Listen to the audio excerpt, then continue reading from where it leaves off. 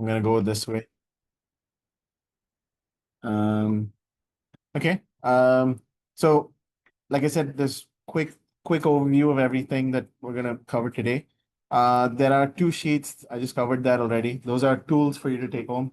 And then the electronic version will be sent out. I think it's already been sent out as a PDF. So future reference. And then most of today is like there's an Excel sheet that we sent as well. So that has like 6 data sets. So it's just like 6 different examples. One of the things with Excel is that unless you actually use it and do practical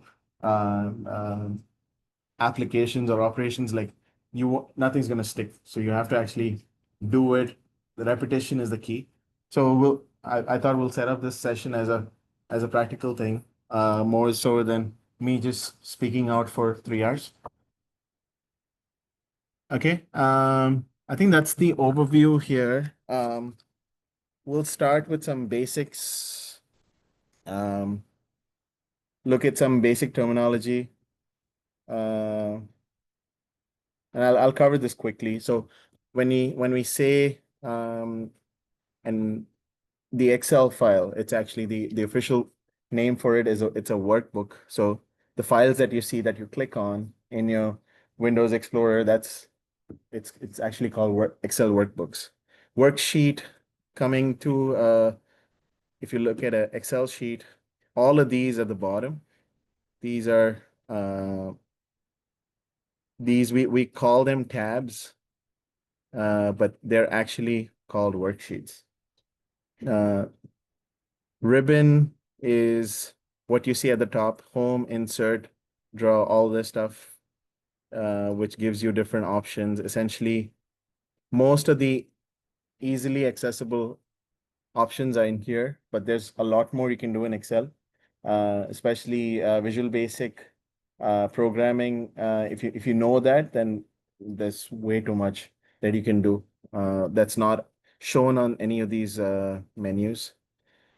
Um, in addition to that, there's a lot of add-ons that you can connect to Excel, which makes it elevates what you can do even more. Um, let's say tabs.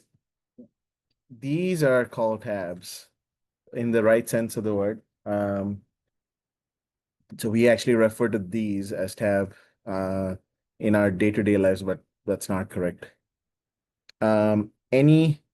Each one of these are cells. They are identified with a row number and a column number, a column letter. So A1 is this first, A2 is this second cell. You can refer to any cell with the column number first and then row number. So E6 is this one here. Uh, let's see. Um, we will look at functions, so you can uh, we'll dive into this, but essentially you can go to any cell and refer any other cell for whatever reason. Like if you just wanted to match, like for example, this cell, if you wanted to just match that.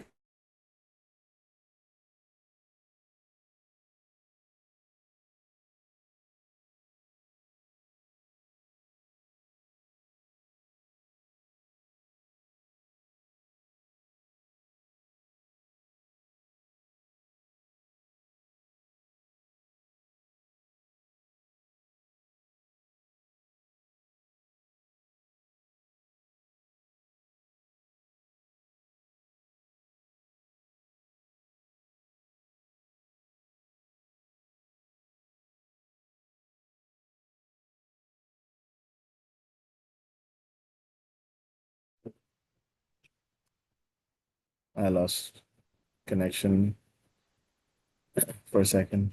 There you go. Can you hear me? Yeah, it's good. Okay. Sorry about that. I'll keep going. Sharing screen.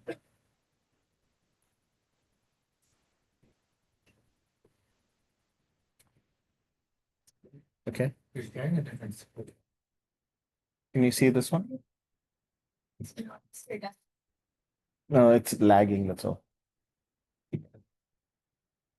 Okay, just let's take a quick look at our Excel shortcuts page here. Um, we won't cover everything, but I guess I can helpful ones, right? Um, like these first three are like essential for anything that you do. Control C is copy, Control V is paste, Control X is cut. What else? Another help control these two here. I these are the ones I use. I'm just gonna touch on those. So Control Z is undo, Control S is save, Control P is print, and then what's handy is if you press Control and scroll your mouse, you can zoom in and out.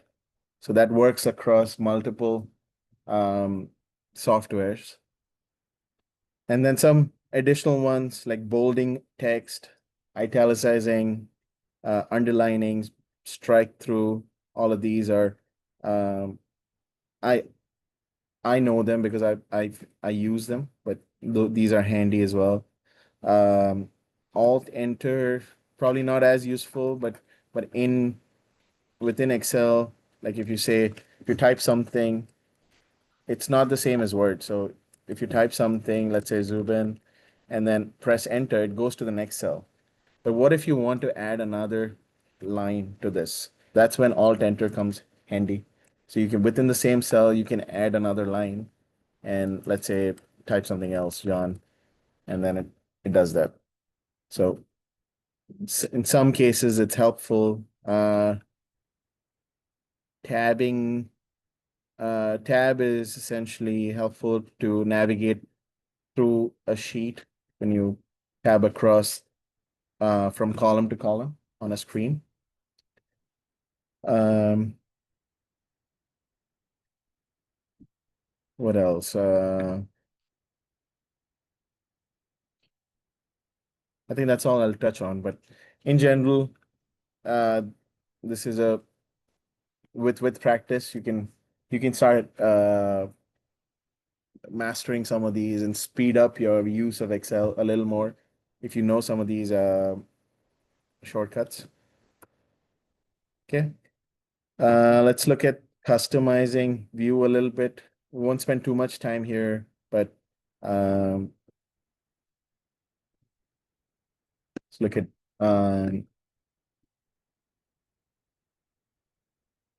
opening up a new window, which is within an Excel workbook that you see. You can actually work on multiple workbooks. So if you look at go to view and hit, you can actually without within Excel you can switch windows instead of going to the taskbar at the bottom. Not very useful. I don't use it very often, but something to know about. This is the formula bar, which in some in most cases these are simple formulas that we might use, but in some cases you can have really long um, and it helps to adjust that. Freeze pane, most of the time you want to be able to see like the header of a table when you're viewing data. So like when I scroll down here, I don't know, let's say if I'm suddenly looking at this person and then I want to see what the value of this is, I don't know what that field is. It's actually for last name. So without scrolling all the way up, you don't know that. So freeze pane is an important or a handy tool there that you can use. So again, go to view, freeze panes, and there are pre-built there are pre-built couple of options where you can freeze the top row and first column, but that's assuming your table starts right at the top. But if it doesn't start at the top, you can go click click the row right below where you want it to be frozen until, and then hit freeze panes. And essentially what that does is it freezes the rows until then. So now you see all the header stay there while you can scroll up and down. So you can do the same thing. You can do the same thing on sideways as well, along the rows, and go back unfreeze. I think you can do this, right? Yeah. So the first cell, for the first cell that you want, uh, I guess the first cell of the data that you want to be moved around, you select that and select freeze panes, hit it again. Now you can go this way or you can go this way. So the member ID stays where it is. Just handy tool to make sure you're following data. Especially when there's a lot of rows or it's very handy. Next up, this is the ribbon here. You can minimize, you can like uh Nick had said earlier, I think you can just double click here. It minimizes it. So if you want it, you can just click on it and it comes back. So it's just easier to extends your workspace just so that you can see more. Um, those are some basic things. You can customize your ribbon. So essentially, I think you can uh, on any tab, you can go right click, customize this ribbon. And if there are some pre-built options in here, so which you can just add. Like so, uh, depending on what you're trying to do. So there's a lot of options here that you can go into, even within like insert. Well, even within each ribbon, you can go and add more stuff, which is a lot of options. Depends on what you're trying to do. So. Quick access toolbar, that's actually right at the top here. So for me, I have the undo, redo, and a tables border um, icon. Those are the ones that I feel are useful, but you can add more stuff. So if you right click on the quick access toolbar, hit customize, there's a bunch of things that you can add. You just hit anything, hit add, and it shows up. It'll show up there. Um, So that's quick access toolbar, that's at the top. And then customizing status bar. Status bar is right at the bottom. So this is your status bar. So like if you, let's say you select all of these records, right? It'll actually show you, if you look at the bottom here, it'll say average is 2019. There's a count of 37. Um, adding all of those up. In some cases, I mean, in this case, this field is member ID. We don't care about it added. But let's say if it's some kind of money, then you adding it actually means something. So just handy, like you don't have to go create a function. You just select some data and then it'll show you what the added stuff is. So you can actually add more things here. So right click on the status bar and there's all these things that you can add to it to uh, to add uh, um, functionality essentially to what you're trying to do. Okay, we'll next thing is just basic formatting tools. We'll cover a few of these things that are handy, navigation stuff from a formatting standpoint in Excel. Um, so if anyone wants to try it, let's load up our Excel, the data sets that I sent. So we'll work in the first data set. So if anyone wants to try it, you can follow along. So first thing is format painter. So let's say we're we want this green color, the italicized. So you can go physically select each cell and do the same thing, or you can select this little paintbrush thing that you see here and double click it and essentially select any cell that you want with the same formatting. And It'll stay on until you disable it. So you can apply that formatting across multiple things. Um, so what I'm doing there is hitting Control Z, so undoing everything that I just did. So that's very helpful. Or you can go up here. Uh, this is interfering, but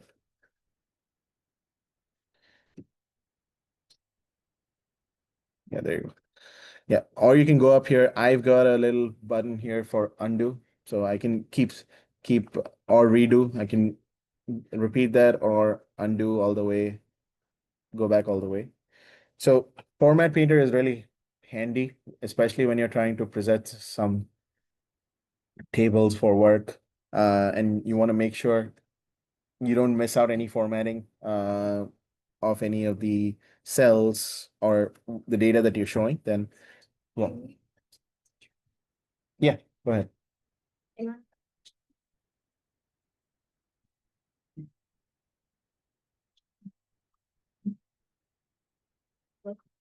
You can see. You can. How many things? If we stay here, I'm like, no, but there's really nothing. Okay. Yeah. So you can get that one. Yeah.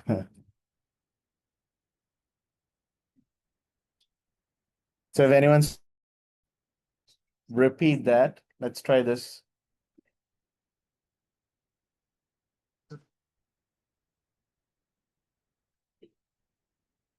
Yeah. If anyone needs help, just speak up. It's informal, so.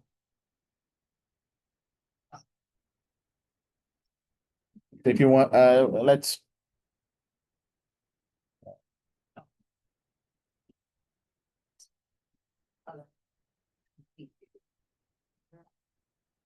No, so the way you do it is once you have, let's say you want to repeat this, you want to double click the paintbrush, double click, and then you can select any cell that you want.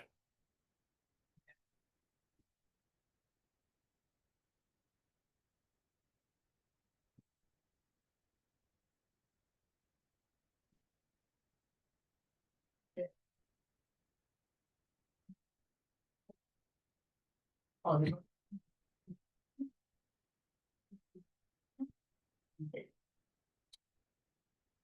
For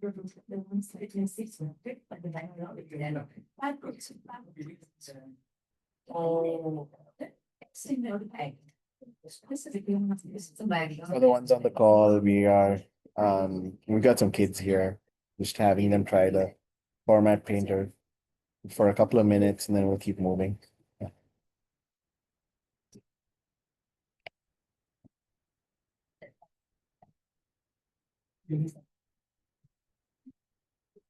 Yeah. To begin. To change the font color. Font color, you can just select here. I mean, sorry. So yeah, right here. The ones at the top. Ornaments filling cella, the other one is font color.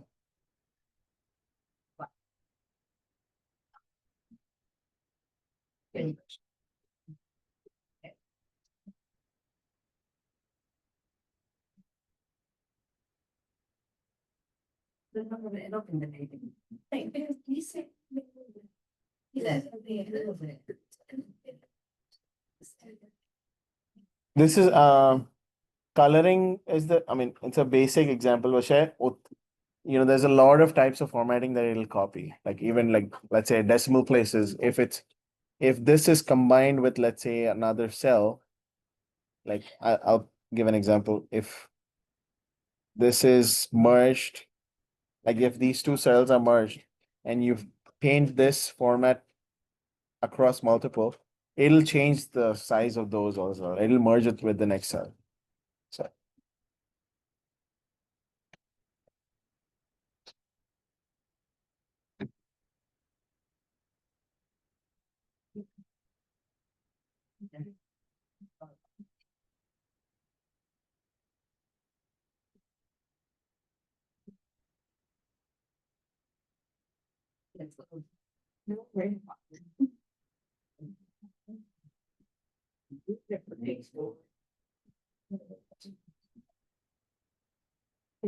Good tomorrow. You want me to round it in?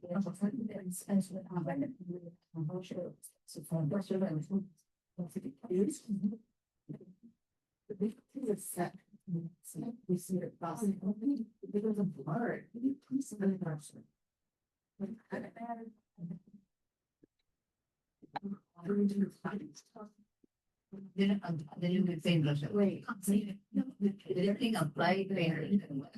Okay, we'll move on.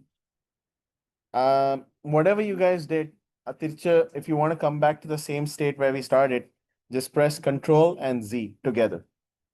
So it'll go back to where we started from. Z, Control plus Z.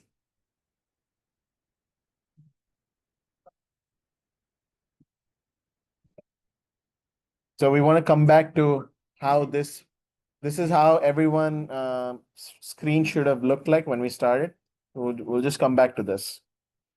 Okay, next thing, let's say if you want to copy copy this name to like 5 different cells.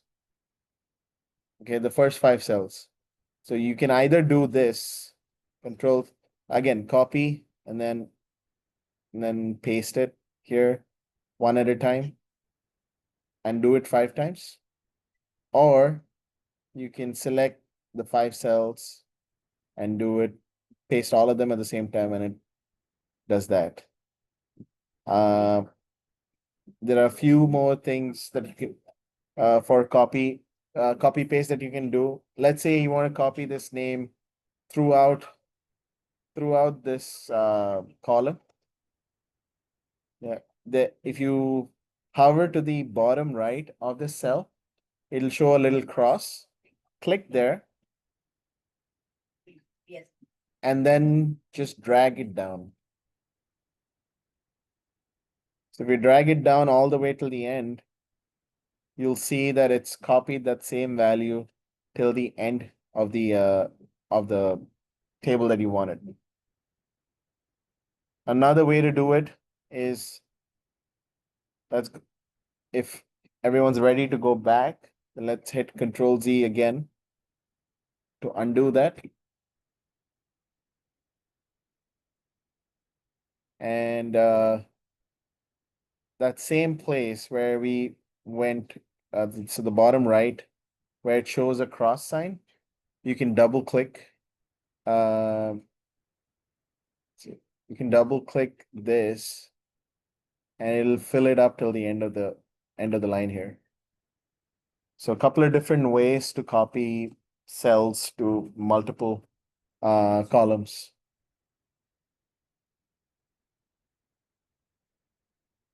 Anyone trying that need help?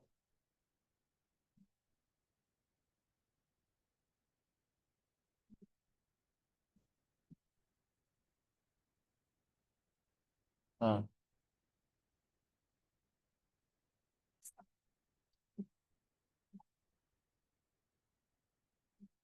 like this.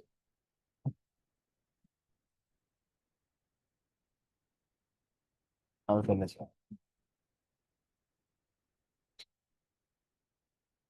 No. Yes. Why? So. Okay. I'll keep moving. Let's say like any cell, you can set the format. So let's take this date here. So you can we know for sure that that's the format. I mean the date. That's a date formatted cell, but we can change how it looks. So if you right click on a cell, go to Format Cells, and now let's say pick the date as the category, and you can select a lot of any of these options here that are preloaded. So let's say we want to use this.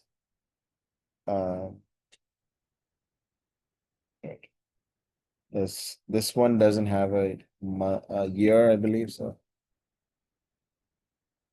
maybe that's not a good example. Um, okay, let's take this one here. But since this is a number, let's go format cells, right click format cells. It's a number. Let's say if we want to add decimals to it, you can select number, add 2 decimal places, 3 decimal places. Let's say we want to add 5.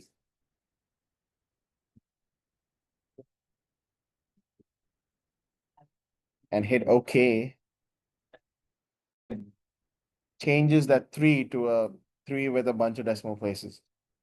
And going back to what we learned earlier, if we want to copy this format across all this, again, you double click your format painter and then select every cell that you want to apply that formatting to. So it does the same thing again. Again, we'll go back to where we started from, which is we'll hit Control Z to undo what we did. So we'll go back.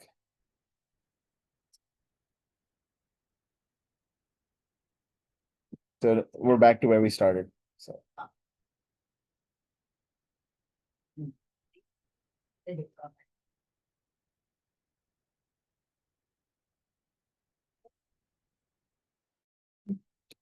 questions? Keep going.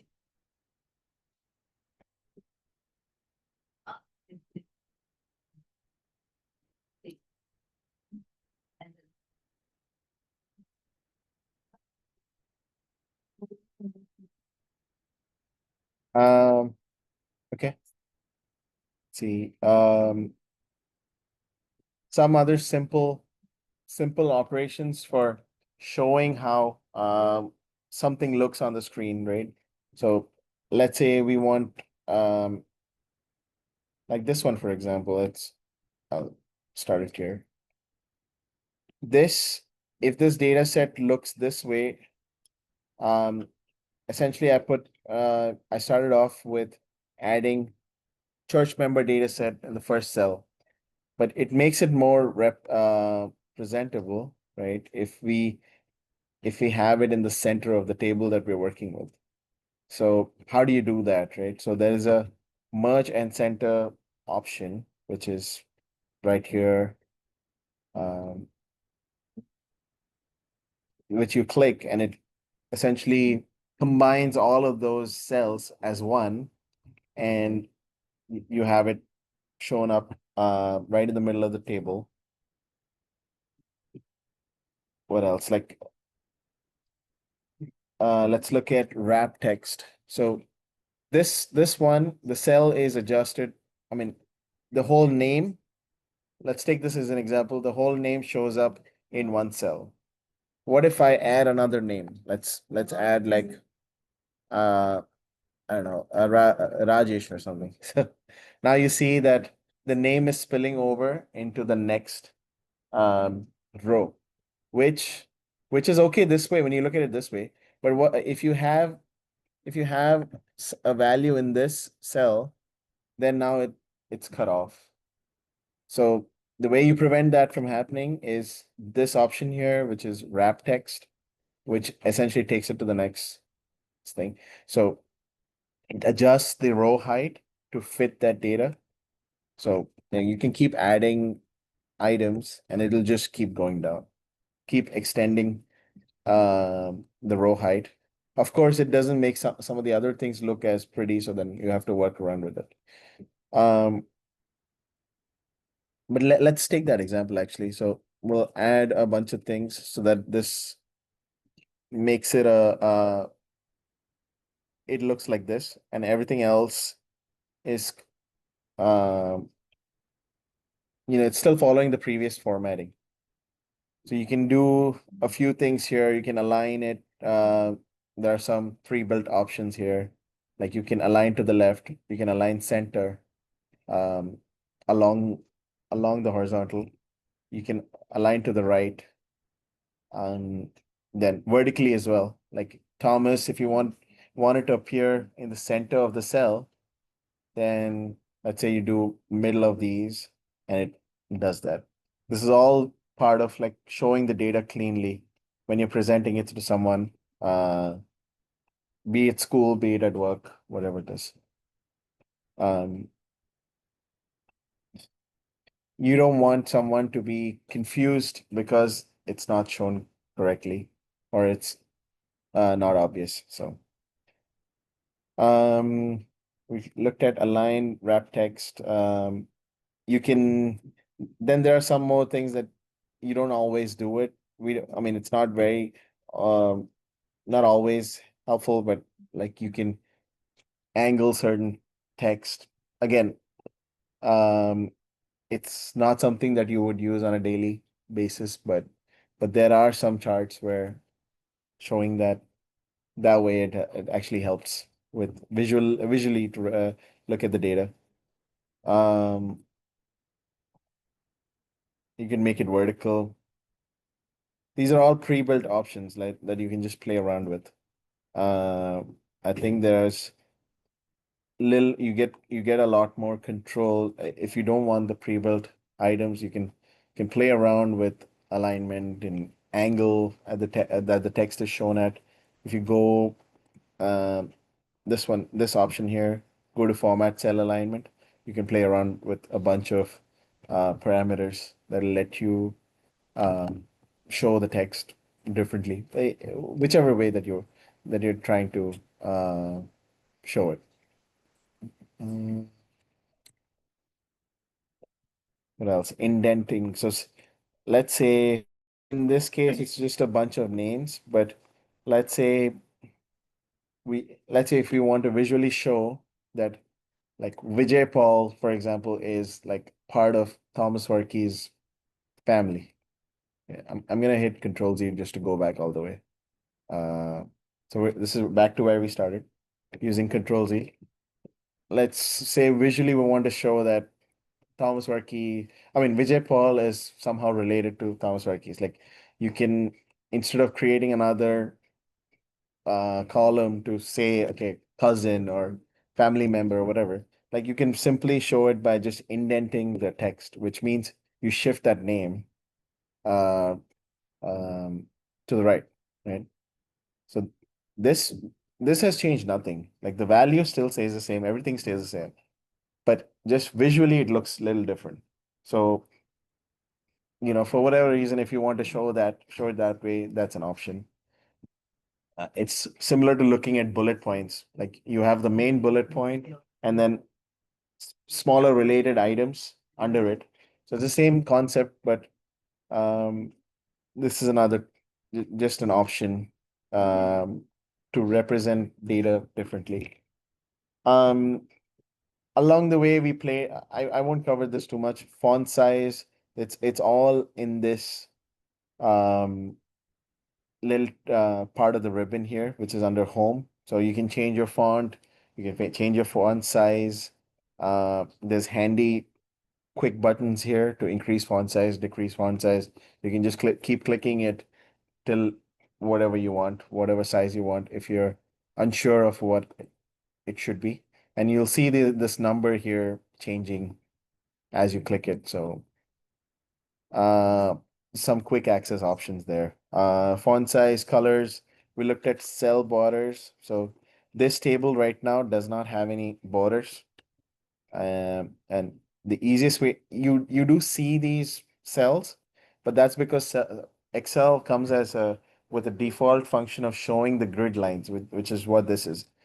If it shows a grid line for your cells, for your rows and columns.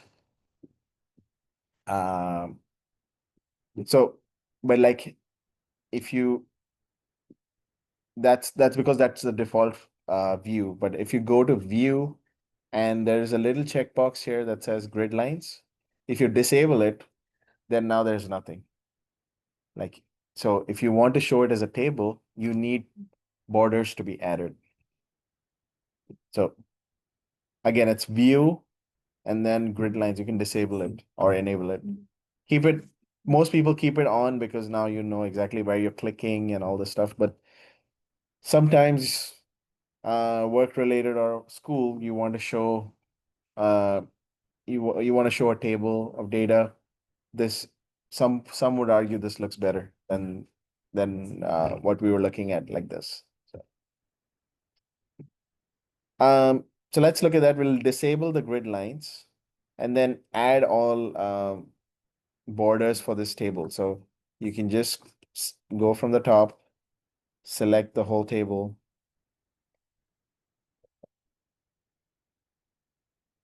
And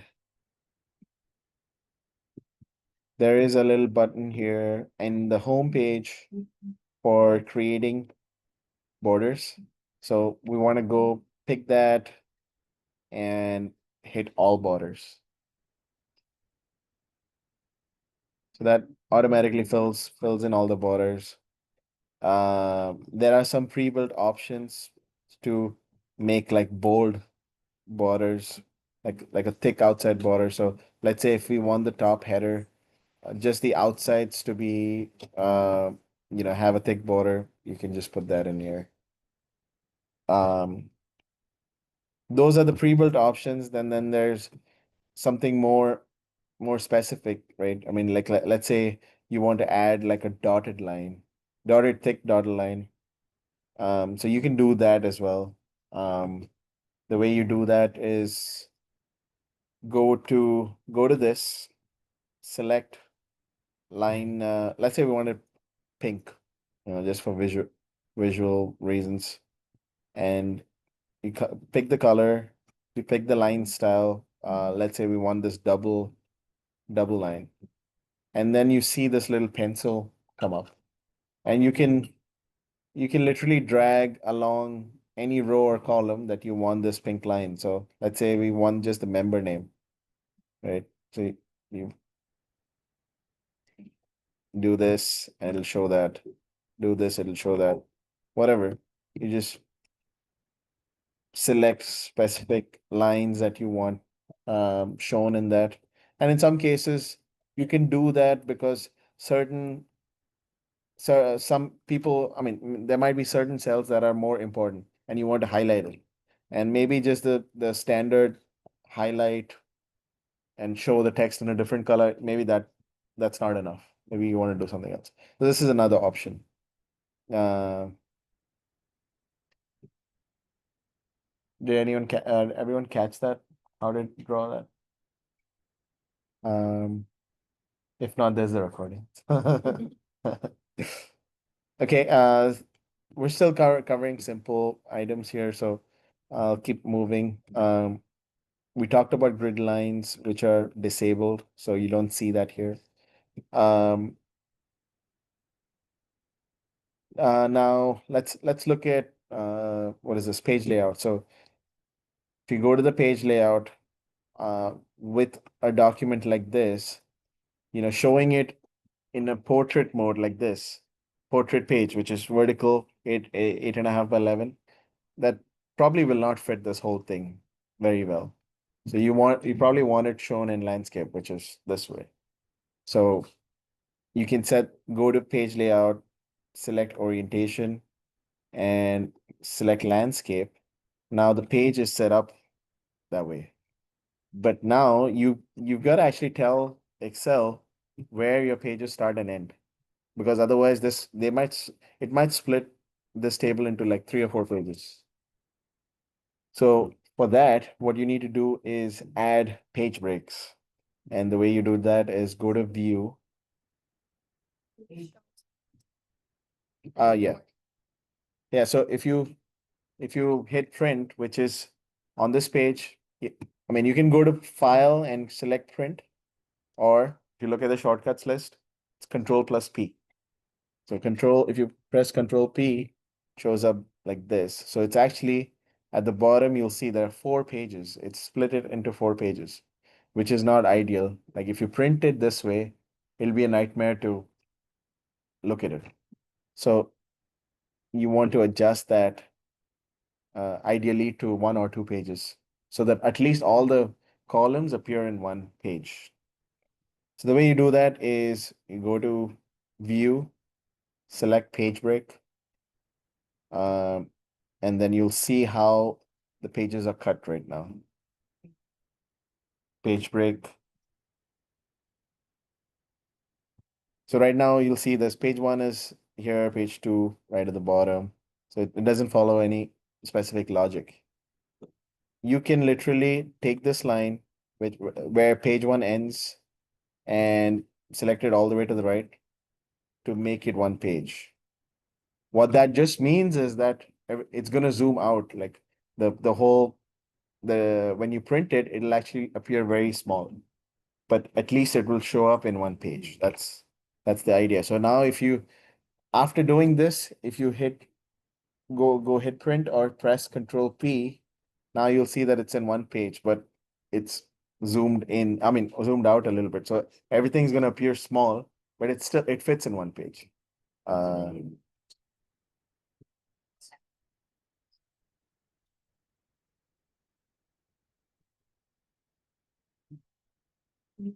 I think there are a couple of other ways to do it where you can, going back to the page layout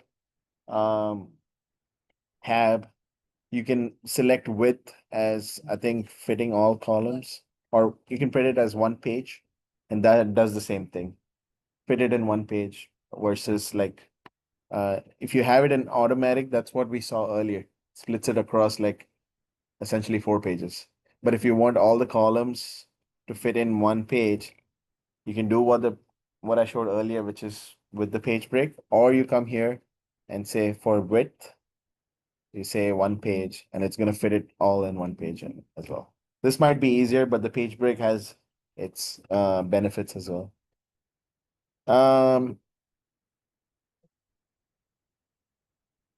So now we improved how it looks on a page. It fits on a page. Now let's say if you want to add borders, so when headers and footers so that it looks more presentable. Going back to the view tab, and then if you select page layout, now it shows up as how the page would actually look, right?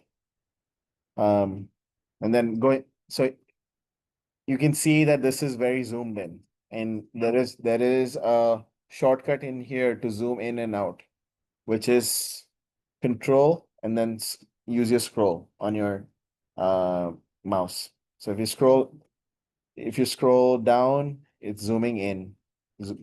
You scroll up, it's zooming zooming in versus zooming out. So you scroll down while pressing Control, and now you see there's an option to add a header. So you can add it on the left, you can add it middle, add it to the right. Let's say you say St. Mary's.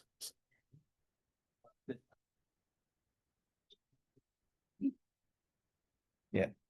St. Mary's, whatever, if you want to add that there. And let's say at the bottom, you want to add a page number. Right. So once you select a footer or a header, you'll see on this ribbon, there'll be a new menu that pops up, header and footer. So which is not available when you're just normally navigating. So when you select that, you'll see a footer, and you can add a bunch of pre-loaded things. Like you can add pages, number of pages, current date, time, whatever this is, file path, whatever you want to add. Likewise, you can just add any text that you want. I mean, you can type your name, whatever it is. So that just makes it more presentable. So like in this case, there's a page number here. Like if I add again header and footer, add a page number, and it'll add that. So this is page number 1. So when you print it, it looks a little more presentable.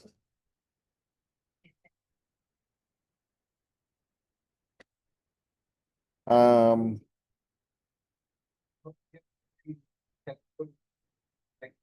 Right now, we haven't put the song with that, and so. Yeah. What do we do to get out of? the Switch views. this one, so go back to view, and then you can, as long as you don't have the header and footer selected, you can go back to go to view and select normal, and it appears as if like, yeah, a regular Excel worksheet.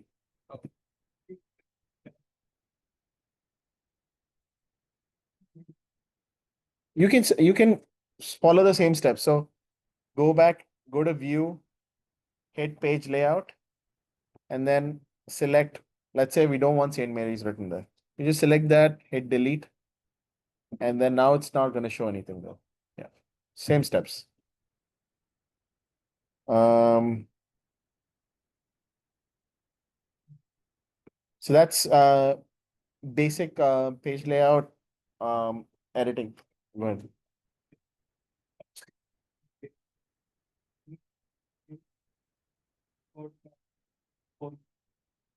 That other sorting. Yeah, other point got it. Yeah. So let's so page layout related, any questions?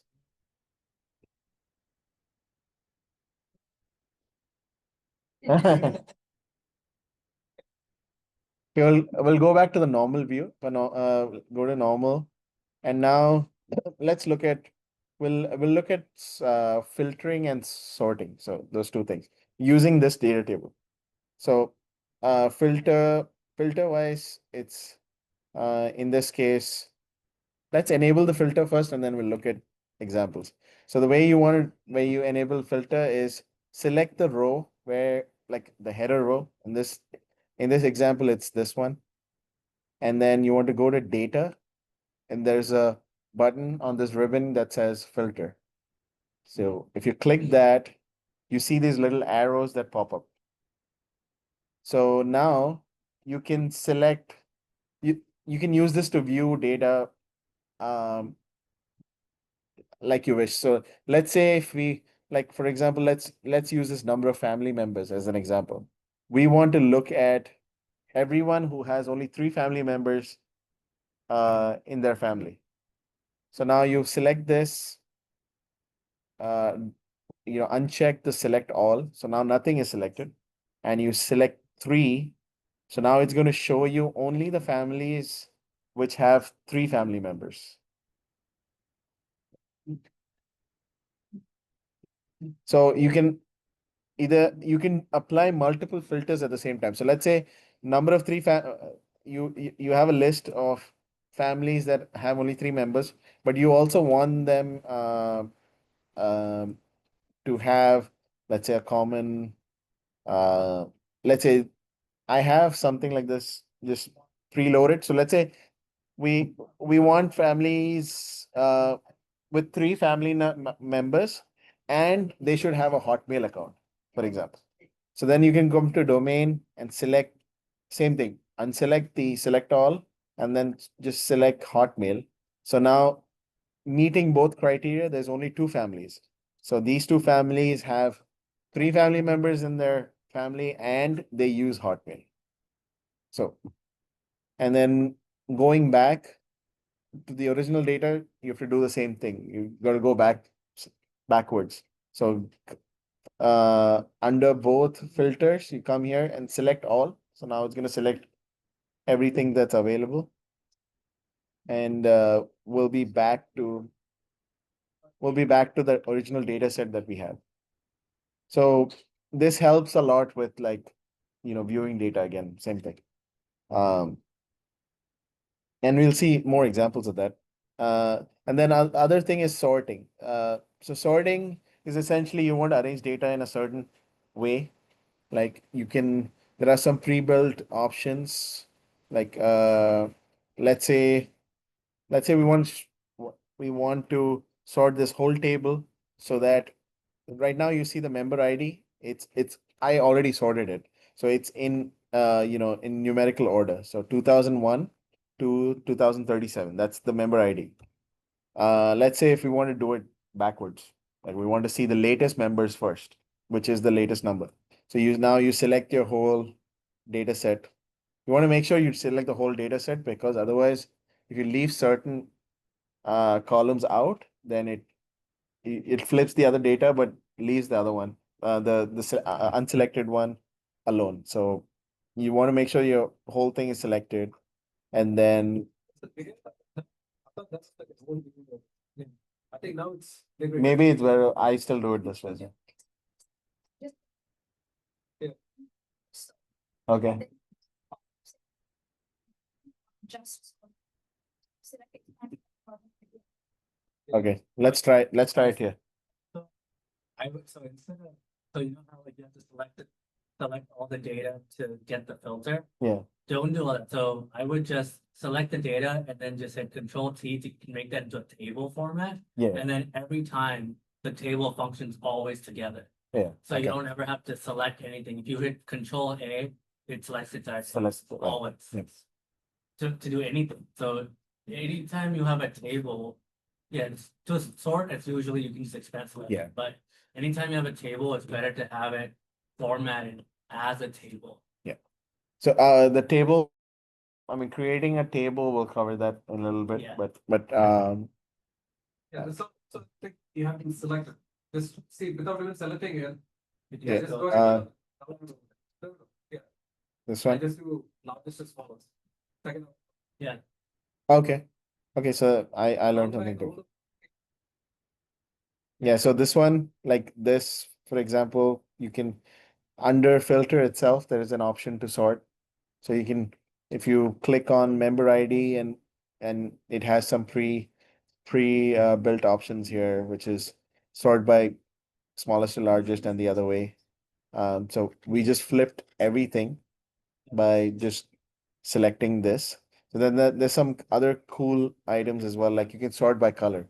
So like, let's say if you have couple of green, couple of blue, and I think this should work. And then I think this will let you select by color, sort by color.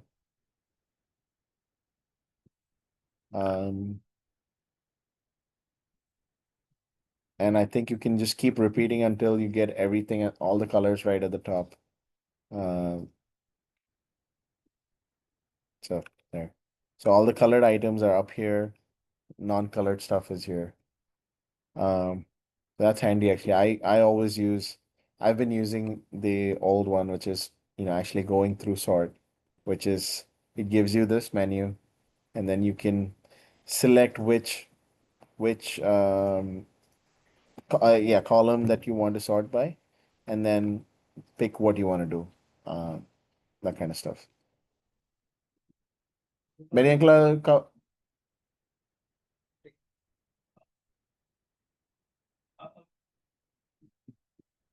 നമുക്ക് തിരിച്ച് like let's go back to where we started. So control Z ചെയ്യാം. ഇത് ഇവിടെ തുടങ്ങിയത്. So let's say ഇത് നമ്മള് we'll use another example. Let's say we want to sort it so that the number of families, ഏറ്റവും വലിയ families first.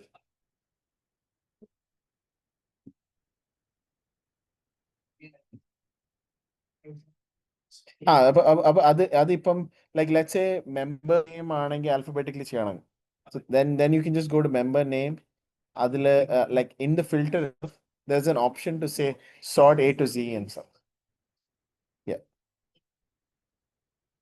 So that's I think that's basic sorting and filtering. Specific functions which are criteria which you can sort as well. Those are more advanced applications. So um okay. We will let's look at some um either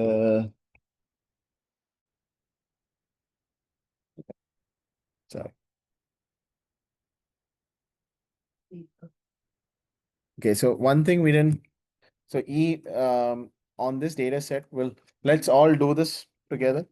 So the two things called autofill and flash fill. അത് ഒത്തിരി handy ആയിട്ടുള്ള ഒരു കാര്യമാണ്. So let's say we say so what is autofill? Like if you say Thomas, like let's type in Thomas here, or I'll put something else. I'll put like I don't know, Rohan or something. Okay. Autofill is essentially what I showed earlier. So like if you double click the bottom right corner, it'll fill this whole cell with the same name. That's autofill. There are some like let's say there are two names, Rohan and I don't know, Rohit. Okay, now if you select those two and then do the same thing, it'll repeat the set of two again and again. So that is what autofill is, which is basic copying across uh, multiple cells. There's something called flash fill, which is a little more smarter, and especially with lists that are uh, especially with lists that are like um, that are let's say a sequence, like for example days in a week. That's the same for everyone. So like if I do Monday, Tuesday, like what I did earlier when I said Rohan and Rohit and double clicked, it just kept repeating that. But like with a Monday and Tuesday, if I double click this, it's actually smarter, where it actually populates Monday, Wednesday, Thursday, Friday, Saturday, whatever, and then repeats again. So the reason that is there is because Excel has these predetermined smart lists. So it would be the same if you go do it the same operation with months. Like if you put January, February, and then do autofill, it won't just do January, Feb, Jan, Feb, Jan, Feb, Jan, Feb. It'll actually go March, April, May, June. So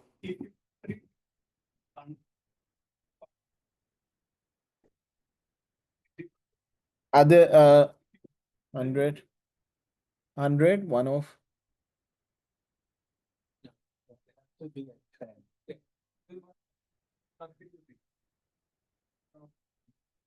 either or based on some logic, either I don't know what it's. I think it's like, there is a jazz. Yeah, so the question was if it's these three numbers, for example, if in the case of numbers, do a autofill, does it just repeat or what happens? So it seems to be doing something based on a logic which I am not sure what. Uh,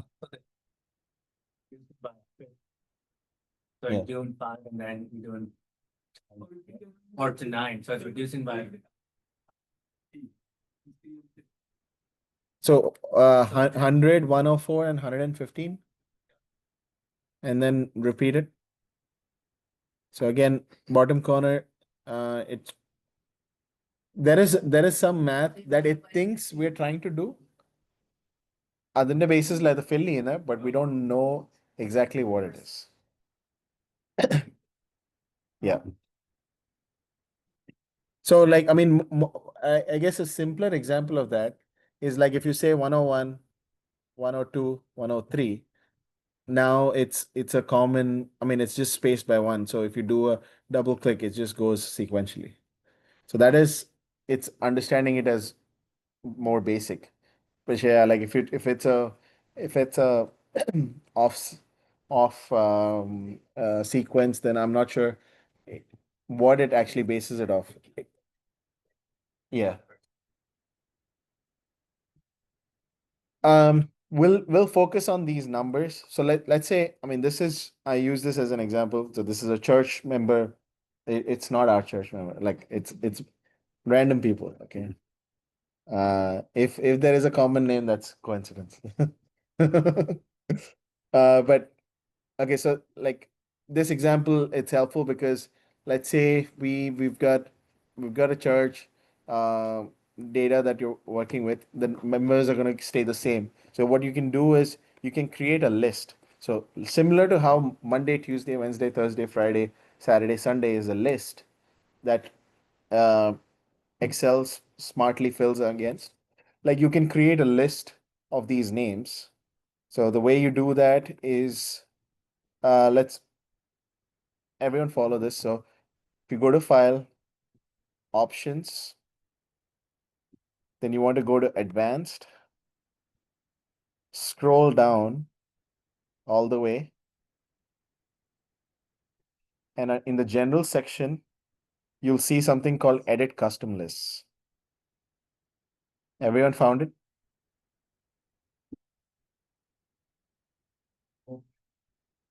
So options under advanced, go to the general section, and then you'll see something called edit custom lists. So if you click on that, you'll see everyone reached this point. Yeah. So you'll see that what we talked about earlier, Sunday, Monday, Tuesday, that's a list here. Like SUN, I mean, a couple of variants of that. Same thing with the months. But like you can create something like this even for anything that you want. So in this case, because we're in a church, we've got a set of members, we can create a this thing. So what you do is select this button that helps you select the cells. So let's select that, click that, and then select all the member names. Right. So we have what, 37 members. We're gonna select that name and then press enter and click import. So now this is a list. So same thing that we did earlier. So now if you type Thomas Workey, Vijay Paul, and then you drag down, it's not going to repeat those. It's going to repeat the whole set. And then it lets you do some cool things. So let's go hit OK, OK, and then go back. Um, go go back, and then we can do some cool things here with that. Now that it's a defined list. So let's what this if you look at these columns, it says first name. Okay. So let's first name, you just have to do it once. So you do Thomas, and if we double click this, like we did bottom corner, double click, what do you see? It shows Thomas again. But at the bottom, you'll see this little pop-up where if you click that and say flash fill, select flash fill, and it automatically populates the first name of your of that list. Do the same thing. So it's recognized the pattern that we're picking the first name only from this list. So you can do the same thing for, let's say, Worky. You can do the same thing there. Uh, you just have to click it. I mean, you just have to type it once. Double click, and it copies. When you double click, it shows the autofill option, but then go down here, select flash fill, and then it automatically gets the last name of the person. Yeah. So you can do some cool things here. So let's say you want it as T Worky. Like you want to display it like that. Again, you just do it. You just have to do it for the first cell, bottom right of that cell, double click, and then select flash fill. It should have done that, but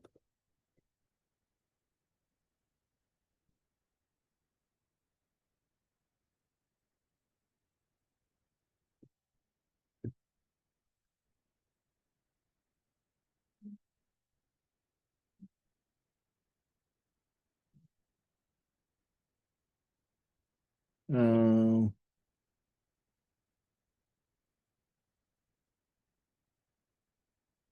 we oh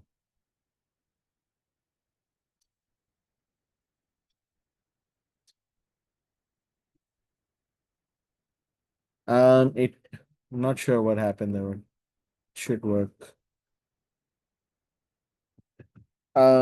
Essentially, like this, I'm not sure why it's not working now, but like if you want to say we Vijay Paul, if you want to just have like V as the initial and then Paul, you can do the same thing and then hit flash fill, and it does the same operation for everything. So, but there is an error here, so I'm not sure what's going on there. We'll have to look at that. Um, um, what else? Like some other cool things. Like let's say your phone numbers are set up are stored this way. Like if you want to show it in this format, you just have to do it for the first number. Select, double click that, and do flash fill, and it'll automatically apply the same format across. Uh,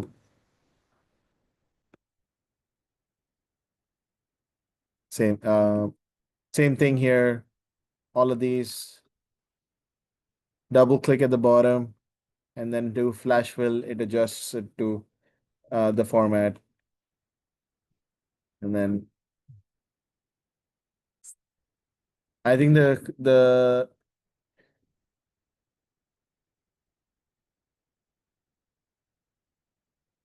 let me make sure this works first.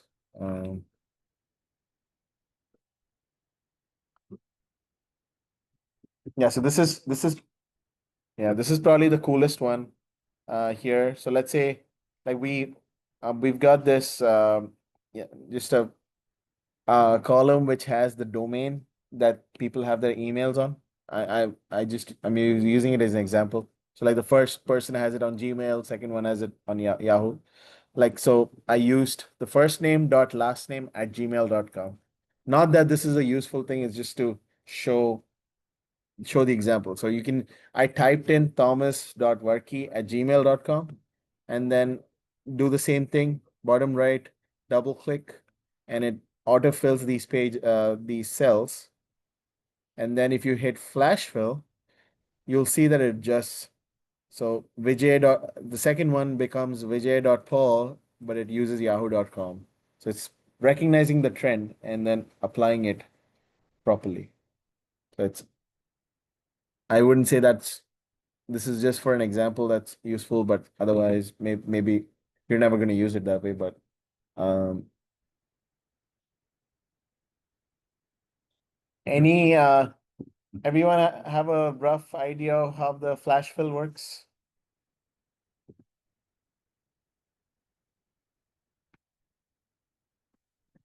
Questions?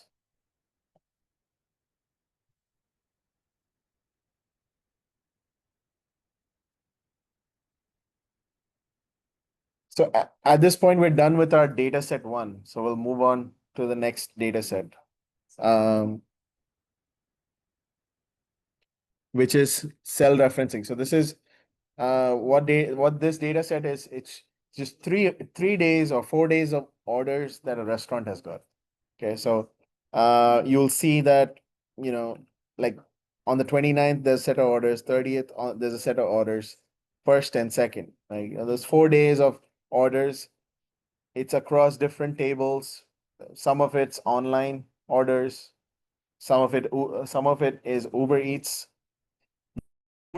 That the food or beverage cost. Then there's a tip and gratuity that gets added, and then you see the total value. So, but let's say there were three employees, employee A, B, C, who were working. How do you split the tip and gratuity? So then one of the things that people usually do is like you look at how many hours A worked in those 4 days versus B worked versus C.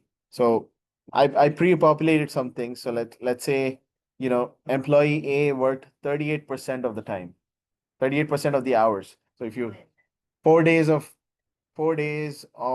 operating, employee A worked for 38% of the hours, employee B worked 29%, and then employee C did 33%. All of that adds up to 100%. So we'll use that as an example.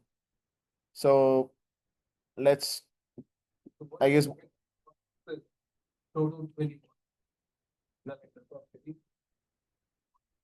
20, 21 or I don't know. 7 by 21. Oh, this is disregard that. I think this adds up to 100, right? Yeah. I'll disregard that. Our formula went like I can just add 0.33. It's fine.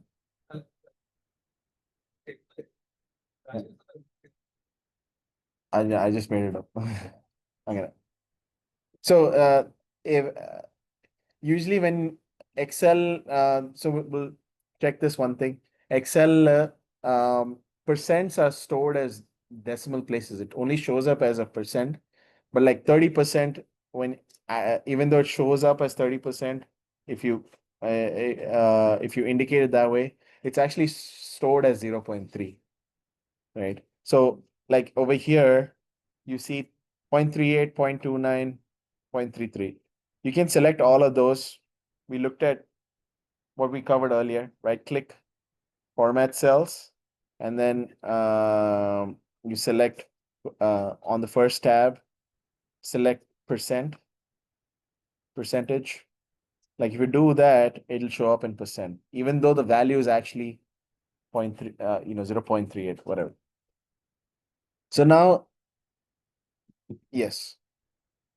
So that's just something to know because പെട്ടെന്ന് നമ്മൾ 33% കേൾക്കുമ്പോൾ like our immediate thing is to divide 33 by 100, but that to know exactly what the actual value is, but Excel already stores it that way. So let's say like the point of this exercise is to show like referencing.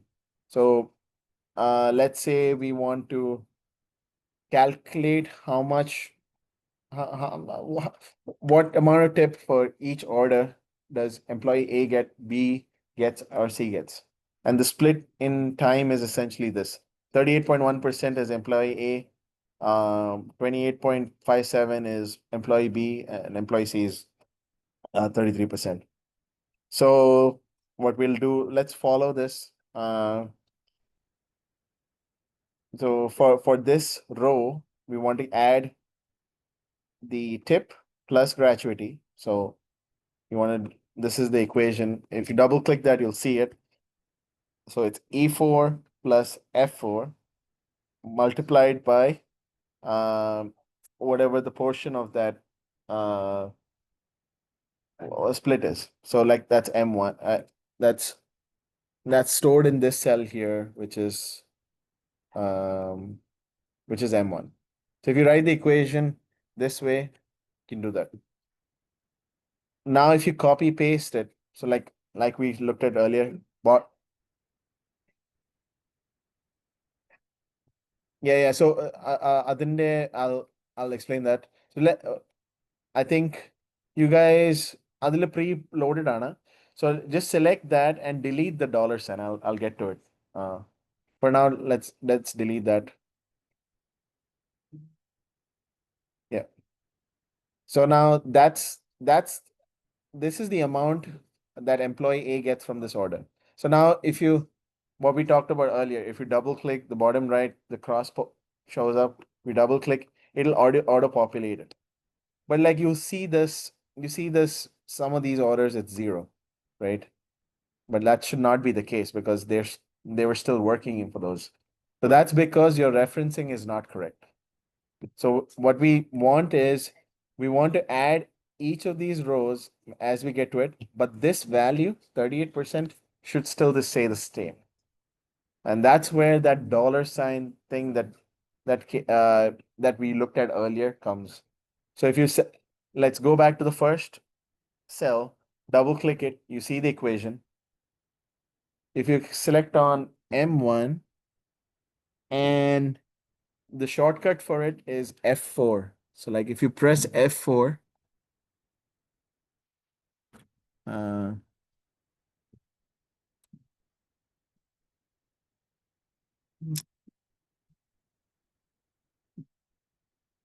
yeah, if you select F4, it'll automatically add this dollar signs on either side of M.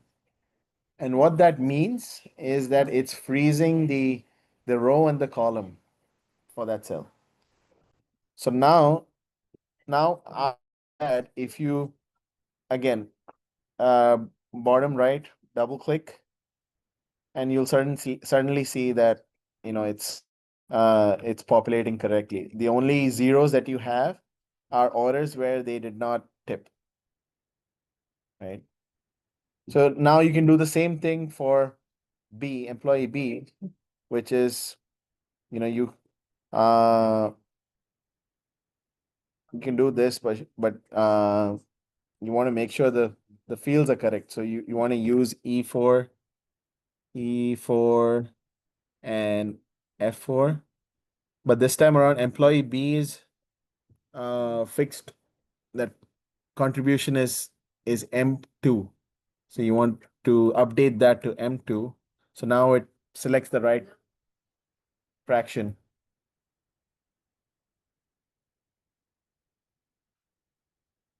And then do the same thing, double click bottom right, and it'll populate that.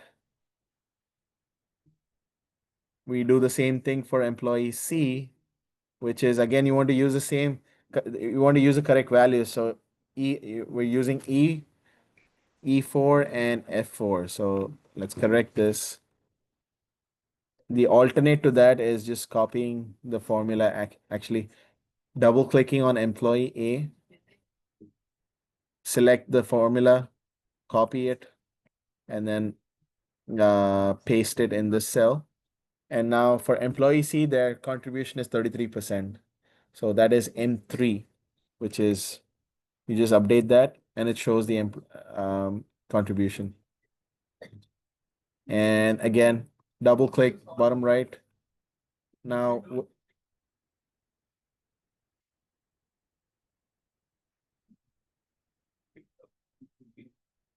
yeah, it'll change 1, 2, 3. But if you put a dollar sign, it'll always pick one. If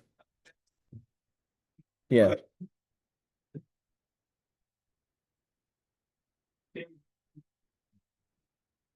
yeah. So this one, I mean, as long as you're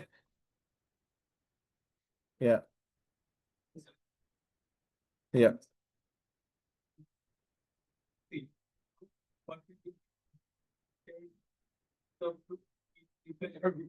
yeah,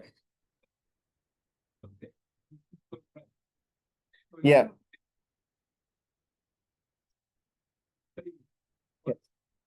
yeah,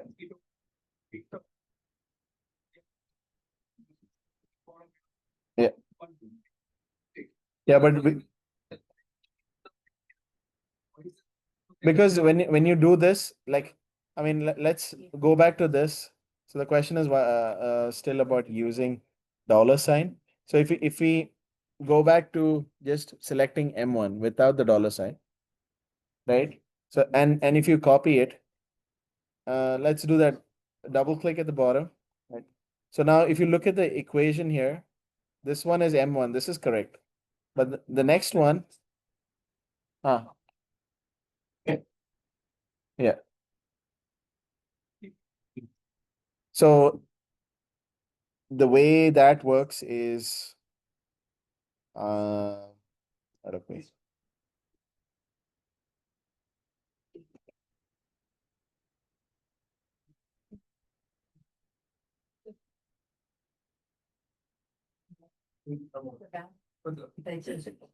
Yeah, so the dollar sign, so dollar sign, the placement of it, so dollar sign before M freezes the column. Dollar sign after, I mean, before the number freezes the row. So in this case, since we want a single cell, you can, I mean, it serves the same purpose as adding a dollar sign on both sides because it's single cell that you're copying. But uh, but yeah, otherwise it wouldn't work even otherwise. Like if, let's try it. We add a dollar sign just before M, and like it's still going down this column. Only the row, only the column is fixed. And then M2. Huh.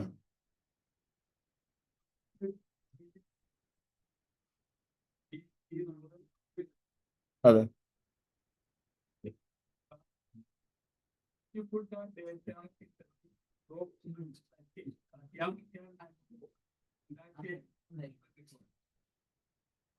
Uh, oh, you mean like put it here?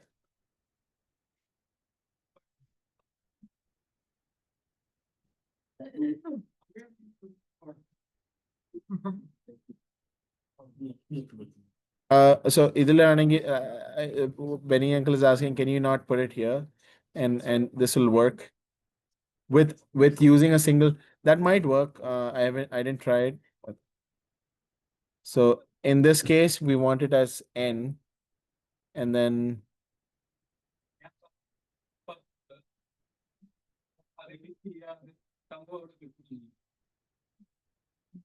so other manually editing is only one cell right at the top.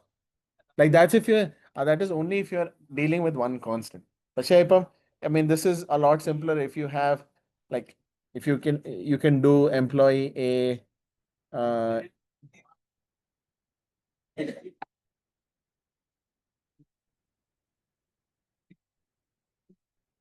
yeah.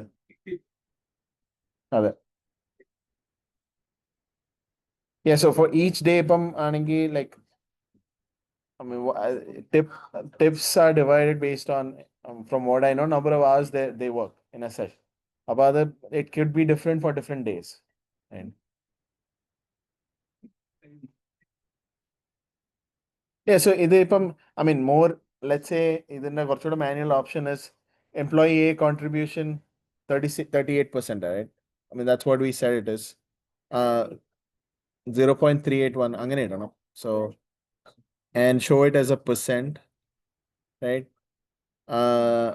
So employee aid contribution throughout the 4 days is 38%. So by ഇങ്ങനെ നോക്കിക്കഴിഞ്ഞാൽ you can do essentially you can do instead of this M1 instead of using M1 you can just use K1 and then select this, right? And it does the same thing. പക്ഷേ you've used up one more row and you're adding more data. പക്ഷേ the the use of the previous example was to show that if you have one constant that applies to multiple rows, how do you use it? So I'm gonna വരുമ്പോഴത്തേക്ക് like ഇതിന്റെ like if you just copy this, you'll see if you don't use the second dollar sign after M, then you'll see that it doesn't change. I mean, it doesn't stay constant. Like it's going down this value. But if you add that second dollar sign, it fixes the reference to that one single cell. And then you can copy how many ever times you want and uses the same reference. So, 4:30, yeah. 10 minutes in. Okay. So that was that's all I wanted to cover in the second data set. Third one, we'll go in for like 10 more minutes and take a break. So functions is the next one here, which is we looked at some functions briefly, but um, we we'll dive into a little more of it. The functions reference guide, everyone's got it. So the way that format works is any function, like if you look at this section here that I'm trying to show, so it's always set up as function name, and then in brackets you've got multiple arguments. So like it can be some functions don't use any arguments, some have 5 or 6, and there are certain functions that can do so many different things depending on what values are uh, in those arguments. Like for example, like one function might be able to copy all text if you have one. I mean, let's say argument 3 is if it's selected as 1. If it's selected as 2, it'll copy. I'm just giving an example. If you select 2, it'll copy only even numbers. If you select 3, it's copying only odd numbers. If you select 4, it'll copy only empty cells. Whatever it is, like that's an example. So uh, that's how functions in Excel are set up. So if you go to our little Excel sheet, you'll see that the Excel, I mean, the functions are set up as like in different categories. So basic, which is just basic operations, logical, date and time formatting stuff, text related operations. Then you can do more complicated ones, which are lookup, um, some numeric items, which are not advanced, but And then really advanced items, which I think barely anyone uses. It's more there for information. Especially the advanced ones, it's got multiple arguments, and those functions can do a lot more things depending on what you choose. So the way this is laid out is you'll see argument one, what is it? What is the description of it? So let's take let's take like in under basic, let's take round down as an example. So round down means it'll if you have a number 4.4, if you put it in using the round down function, it'll round it down to 4. And for it to be able to do that, you need to provide two arguments, which indicated. So the number that needs to be rounded and how many digits does it need to round to? This is digits after the decimal place. So if you put 0, then 4 point, let's take another example, 4.45, right? If you say you want to round it down to 0 decimal places, then it'll show 4. If you say you want to round it down to 1 decimal place, 4.4. And then 2 decimal place, it'll show the same number. So that's how the formatting of this is set up. It's more for reference. On the right side, there are some examples. I've tried to show like couple of examples of couple of different. So if something's shown twice, they actually do different things. So I can provide, I mean, you can just take this and put it in Excel and play around with it. We don't have the time to do that now, but like, so let's go up to the data set to data set 3, switch to data set 3. So in here, there's a lot happening. This is a sales data set. Like, there's a few people who are sales reps. They're selling stuff in different regions for in different months. There are 3 products: laptop, monitor, keyboard, whatever they've used. They've sold certain number of items, total sales, whatever. Like some are meeting targets, some are not, right? And then so using this, like all the functions here, if you scroll a little bit to the right, you'll see those functions there used in the context of this table. So those are examples. So if you double click, you will see what they're trying. I mean, the sample formulas. And you can play around with it. Like you can copy and paste it into, like, let's say sum, right? You double click that, select the formula, copy it using the shortcut Control C, and then you know double click in example 2, put paste it, right? And now if you want to play around with like finding the sum of, let's say, like the total sales, uh like all of the total sales, and then you can just delete the selection that's there, F2 through F4. Sorry. And then select the ones that you want to be added. Like that's just an example, right? And don't forget, previously we said, there's this, if you're just looking for a quick number, you can just select the whole thing, and your status bar at the bottom will show the same number. So it shows a sum. There are 43 counts, 43 points of data, and your average, it shows an average of $9,500 sales, and then the total sum. Similar, likewise, I mean, I did want to go through each one of these, but I don't think we have the time for it.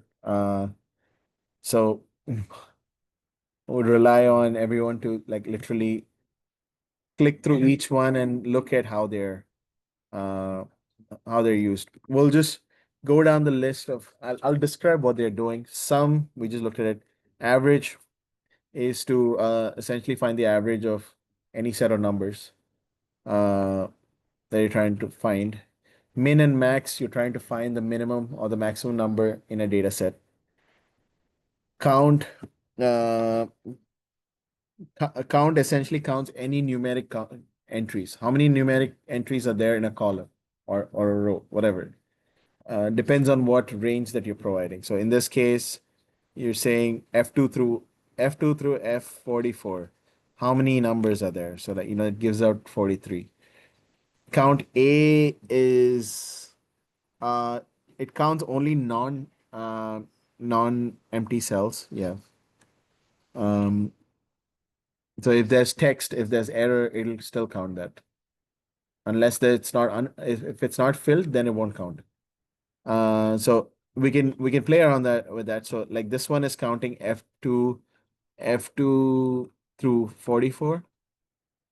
So like you can delete one of these and that count will change to 42. So if you delete any one of those numbers in the column F, your count will go down. Count if it counts the numbers that meet number of entries that meet a certain criteria. So like if you look at this example, you're looking at D2 to D4. eh, You're counting how many times keyboard occurs in there. So that's what that is doing. So there's 13 entries in that table which are for keyboard. Um, I think count ifs is essentially number if you have multiple criteria. Let's say you want number of keyboards that were sold in April. So that you could use a count ifs to find out that. Um, we looked at round. I think the round up and down is pretty easy. Let's look at. I mean, we'll go down here and I'll show the. We'll look at if statements. So, which is one of the uh, you know most important tools that you use for comparing cells. Uh, it's 4:40 though, right? Uh, let's take a 10-minute break and then we'll spend 5 more minutes looking at these cells and then we'll jump into if. We'll take a 10-minute break. This Snacks and drinks are in the back, yeah. that's a little bit funny.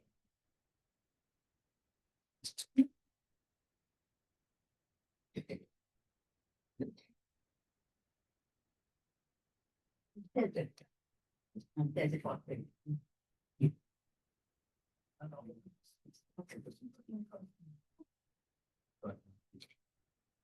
I don't like to put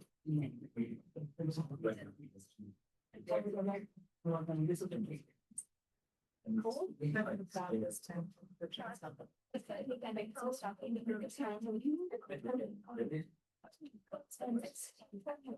That's not a statement. Yeah. I know that it's a little bit. Now it's turning more, terms and lessons. So, but I think it's clear. All this. And this. I can try to make them. A little bit of a. That's a part of it. That's not. These are the melodies. So, my. I will learn that. That's what it's about. Oh, and. Michael, having it in general. The kind of what we start with some understands. So like sometimes they play a role in the youth part and that's how they come up with the came into you. Yeah, and not a day, but the break on the sometimes in school the professor probably gonna lecture about the outcome with a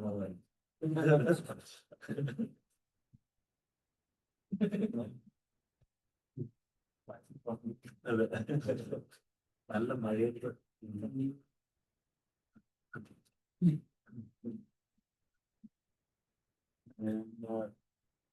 people obviously it's 95 very the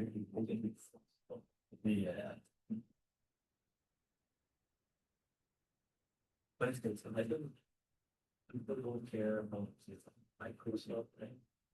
They were all invested in the financial, like live plus some board again. than the chemistry. I mean, if you're not using the Microsoft like it is, but if you're not, see for me, Yeah, it's for not you, important. Not important. Yeah, Right? So, because you're in the medical, but if you're like working in an office, engineering, whatever, just as like. It's all, yeah, that's the thing. If they're already working there, they're already in. And that's one like, of the it's coming up like this STEM program, dude, this is fun. if you. But yeah, just. Really, It's very, very low. I think I stayed at like MGO 675. Rather than CY, and they're like, "Oh, no, I don't work from work, I don't do, I don't think they're also. Really? I don't know. Parents are very. Yes. Yeah, Yes, yes, you you can can. say. There's always one. All we can do is organize them. Yeah. I don't know if it's because it's a like college. That's making them think like another skill like kind of Yeah. thing when they're not interested. Yeah. I wouldn't go to that, you know, like. It's not like a fun, Yeah. If they're like on something with it, or like my friends are just like, oh yeah, I wanna go and, yeah. but like, oh, it has to be. So I was thinking, I mean, I thought, having people work on stuff. Yeah. Might make it a little. Or it's. Yeah, definitely. Honestly, it's also the fact that this is the first time we many this so nobody knows. So we'll misconception of you judge on the higher level even though we said basic level പിള്ളേര് judge ചെയ്യാൻ yeah. I mean എപ്പോഴും നമ്മൾ ആദ്യത്തെ പരിപാടിയപ്പോ participation റിപ്പീറ്റഡായിട്ട് ചെയ്യുമ്പോഴത്തേക്ക്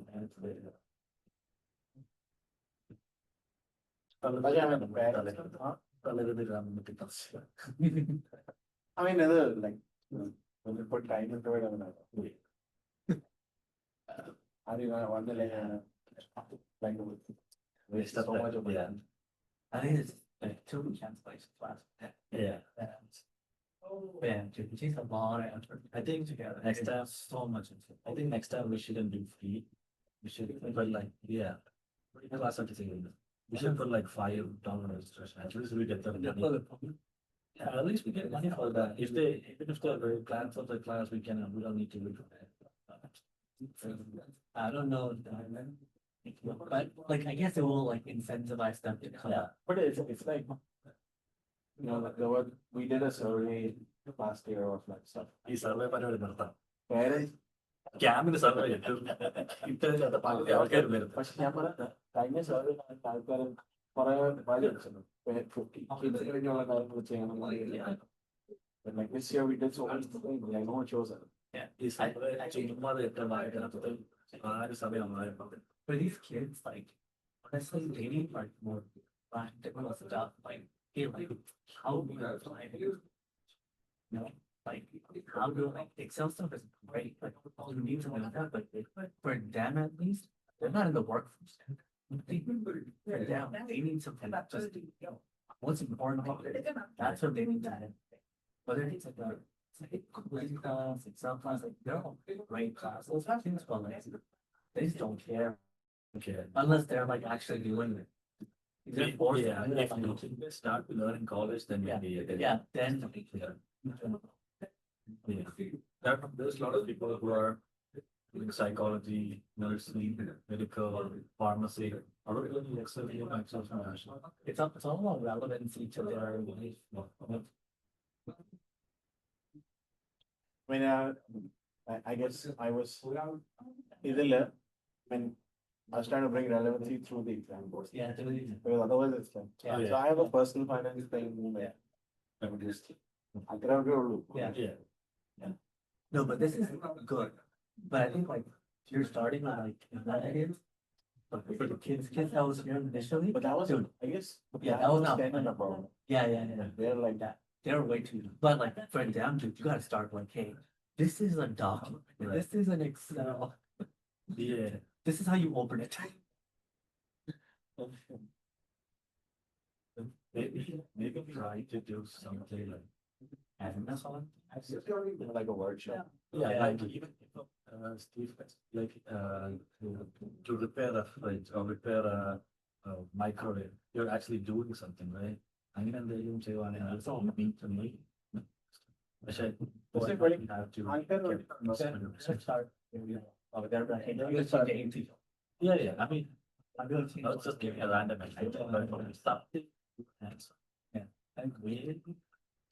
Yeah.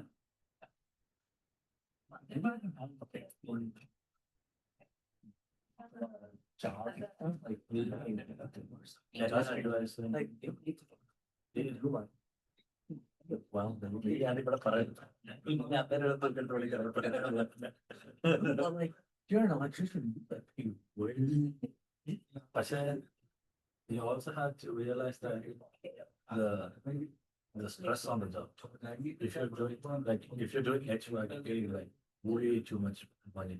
But you're working in the extreme heat, you have to like relate it extreme high, but you don't have to like there's always jobs that are gonna be a lot harder, right? But there's also like jobs that are like a nutrition. You're not necessarily working in those stuff. Yeah, but you might be outside fairly, yeah. But you're like generally like a technician, like you might be like doing certain things, but look at stimulating out that energy. You can like you're a company and you're more like you know, and some people are generally just like doing like hands-on things. And like nobody says, okay, like go, people are like, well, go be a doctor. And everybody, there's like out of like 100 kids, maybe like 5 of them are done. Yeah. Like, the rest are gonna be like nurse and it's like, yeah, I think about the cats and so on. Like the nursing jobs. We did. Nobody tells you about. Nobody. Yeah,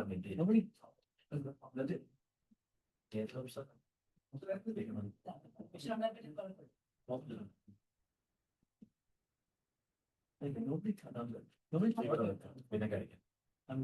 Nobody tells you that. You just I'm doing body with like you have to carry things. I don't tell like a lot of things. No, when you're in college. Yeah, I know, but nobody tells you that it's a high thing, right? Or like, oh, yeah, I don't know. I never. That's not nice.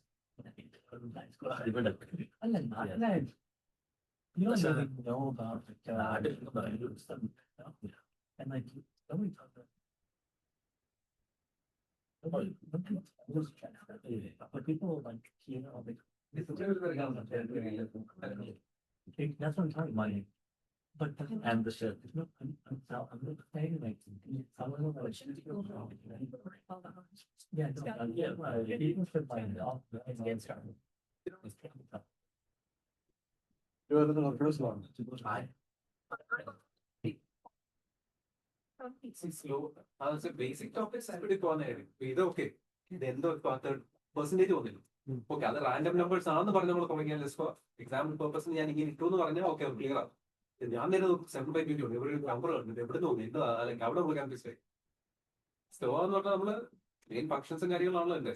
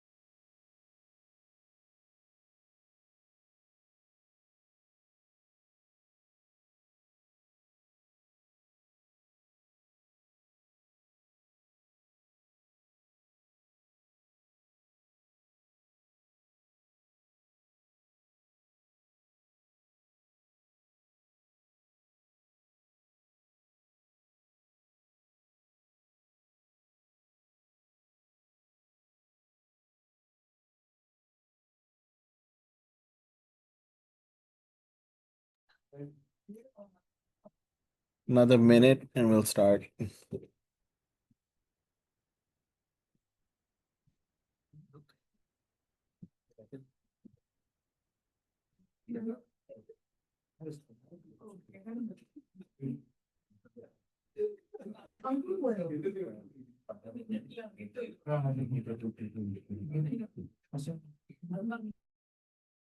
Benny uncle had a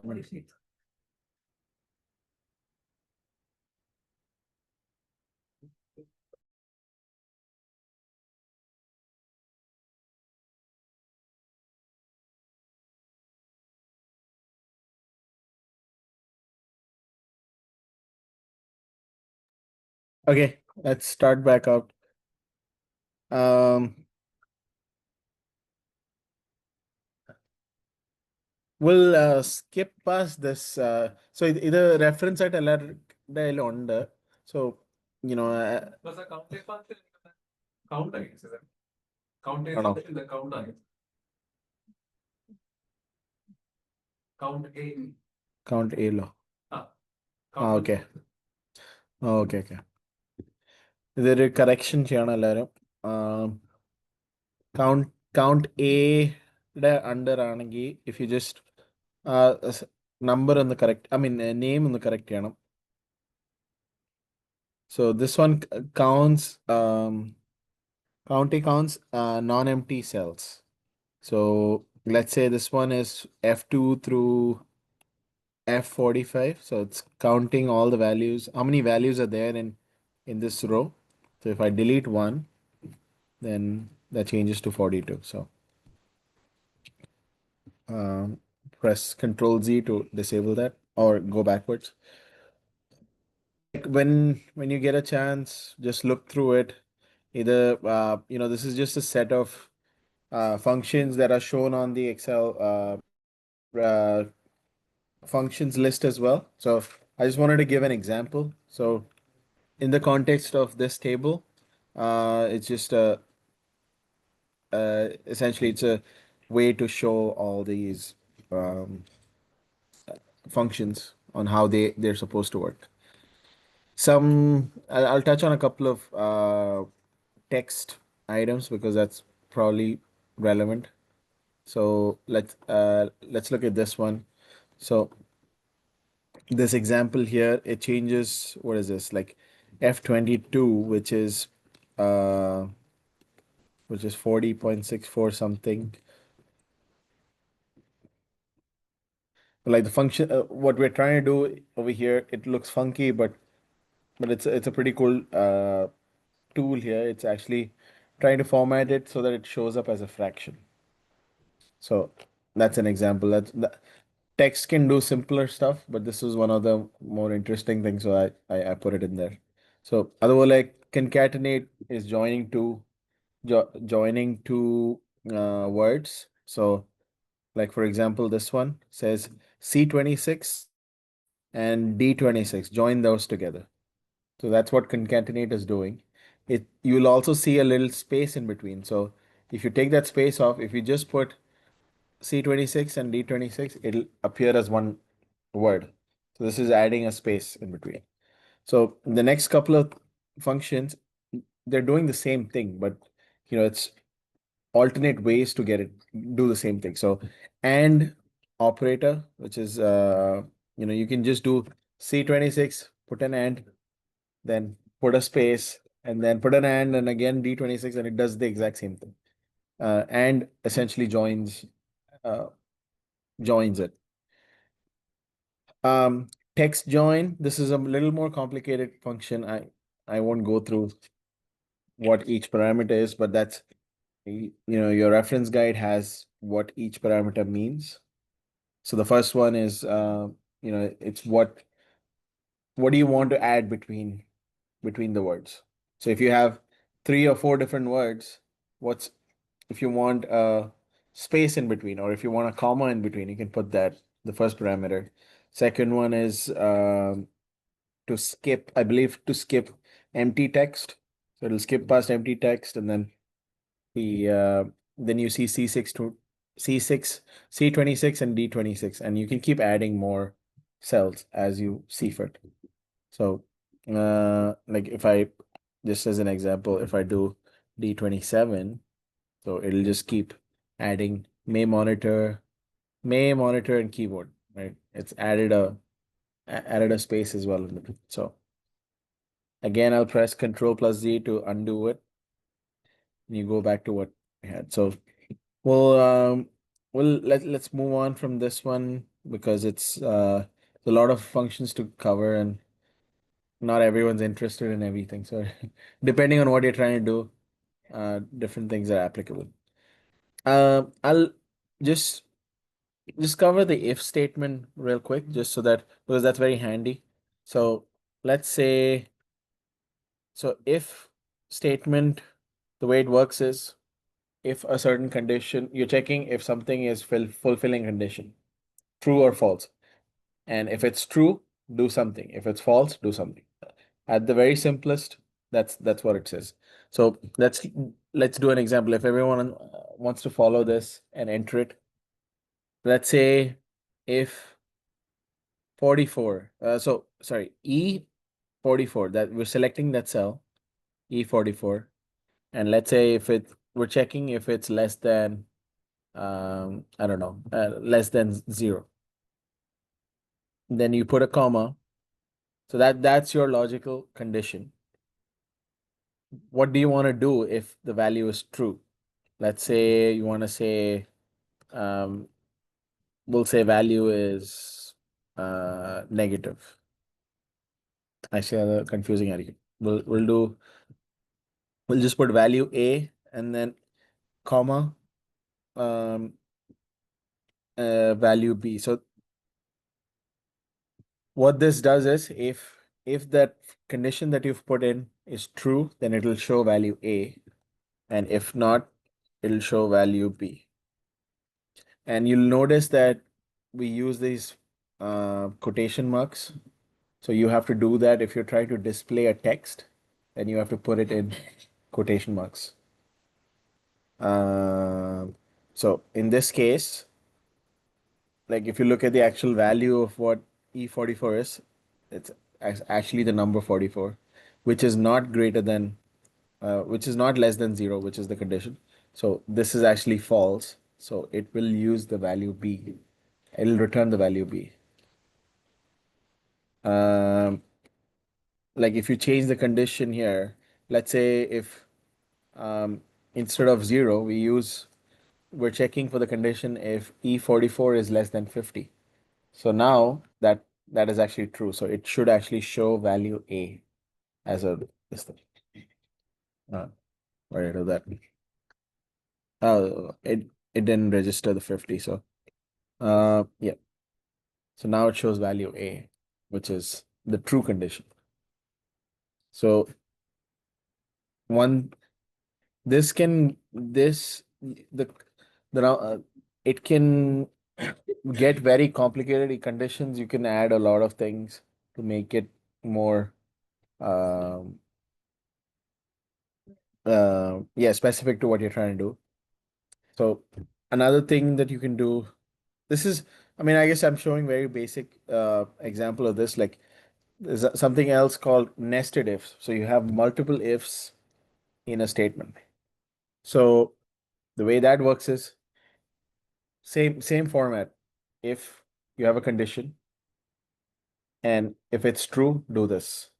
But what if it's not true, you want to check it against something else? Like how would you do that? Yeah. So you could only do that with another if statement. So let's say we'll use this example. So if 44 is less than 50, you display A.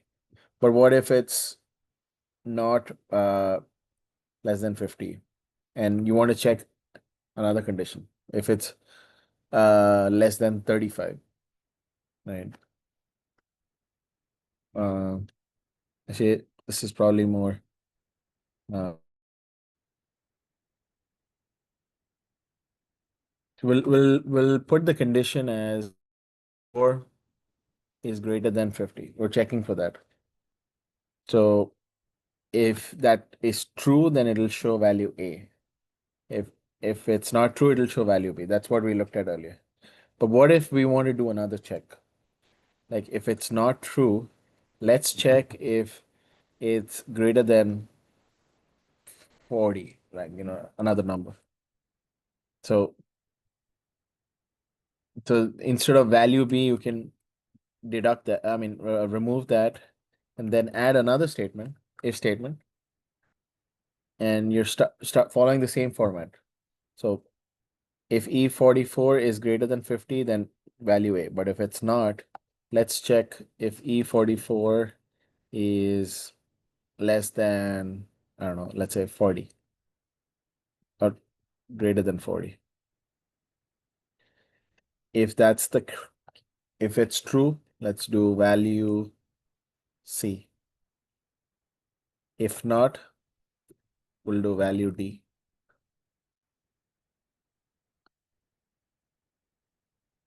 Right. And then you else illa. So it's just a bunch of if statements. So idile for every if statement, you have to have open parenthesis, close parenthesis. So depending on how many ever your statements are there, you atrem parenthesis വേണം. So in this case, if the way you read this is നമ്മളിപ്പോ വരെ പറഞ്ഞ പോലെ, you're checking if E44 is greater than 50. If it's not, you also want to check if it's greater than 40. അങ്ങനെ വരുമ്പോഴത്തേക്ക്, like we're just using these as placeholders. So in this case, let's use the actual number. So in this case, E44 is actually the number 44 is the value. So 44 is greater than 50. That's not true. So it disregards this condition, goes straight to the next if one, which is placed in the position of the false condition. So now it checks the second if statement, like is 44 greater than 40? That is true. So it'll actually it takes the true value, which is value C, and disregards D. Right? Like if you want, let's say, if we play around with these conditions, like if we play around with these numbers, you can make value A, C, D, whatever show up depending on the condition that you show. Like for example, E44 is so greater than 50, which is not true. So it comes to this. But 44 is greater than 46. Let's put a 46, but that's not true. So it'll actually show the value D. So it all depends on the conditions that you put in. So I'm gonna, like, literally you can keep uh with nested ifs, like you can just keep adding if statements. Well, so if it's true, then check for another condition, and so on and so forth. You can just keep going, and it becomes very complicated to look at. So it might be easy to create, but like if someone's going back and checking, it's a nightmare to check if it's actually yeah, what's going wrong. Like why is it not showing? Because one typo here and there, and it'll uh, but it'll not give the result that you're trying to get. Unless there's like a issue with the syntax. Oh. അല്ലാതെ ലോജിക്കിന് വേണ്ടിയില്ല. So this one will go past let's see, basic functions going to let's look at conditional formatting. So that's another thing visually if you want to show data differently. Like for example, you'll see I've already done it here. So we can remove it and do it again. So in this case, like everywhere they've met the target, there's a value yes here in column H. You want to show the yeses as green and no's as red, right? That so visually it's easy to identify. Okay, these people have met. So the way you do that is there's a little conditional formatting um, box here. Let's all go there. Select manage rules. So you see there are two rules here. We'll delete them so that we can do it from scratch. Okay, so just select each one and press delete rule and hit apply. So now you'll see that all the colors are gone, right?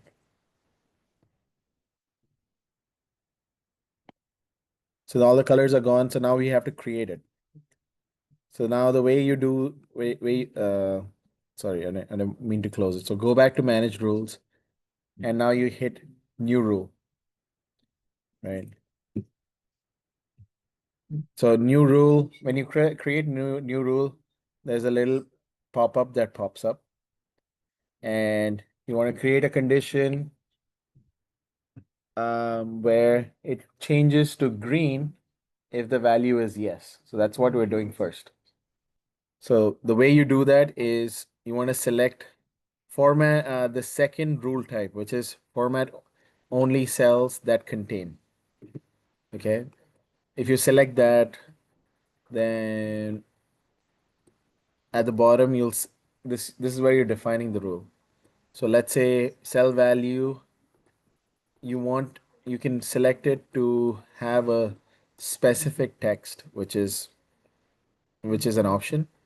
You select that, and let's say you wanted to say yes in that way. Okay. And what should it do if it's yes? So like right now there's no formatting. So let's say you want it to fill, I'll select a different green color. You want you want it to be green, and let's say if you go to the font, you want to make it bold. I don't know. Just selecting that and then hit OK. Dial, yeah. And then select OK. So now there is a rule that's created,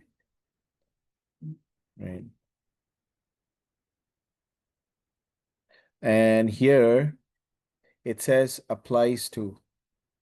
So you want to apply it to the whole column, right?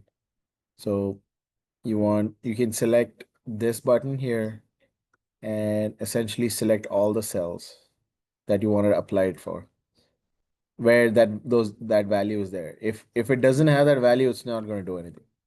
So now if you hit enter and hit apply, now you'll see that all the yeses has that color assigned, right? That's fairly simple. But like, let's go to conditional formatting, manage rules again.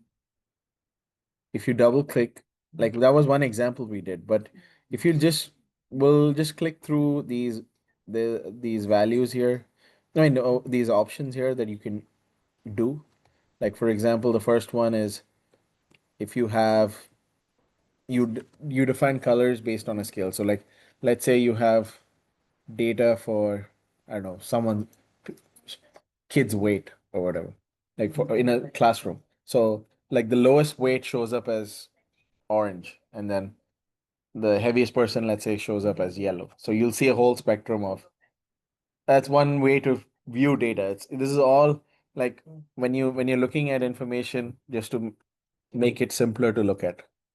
Then you can look at like uh, values that are above or below average. All these options that are there, depending on what you're trying to do.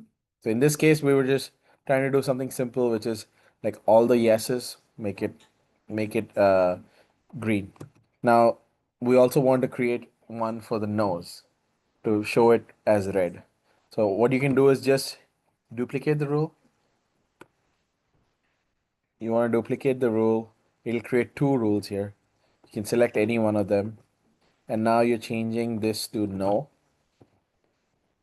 So it'll check for everywhere where it says no in that column.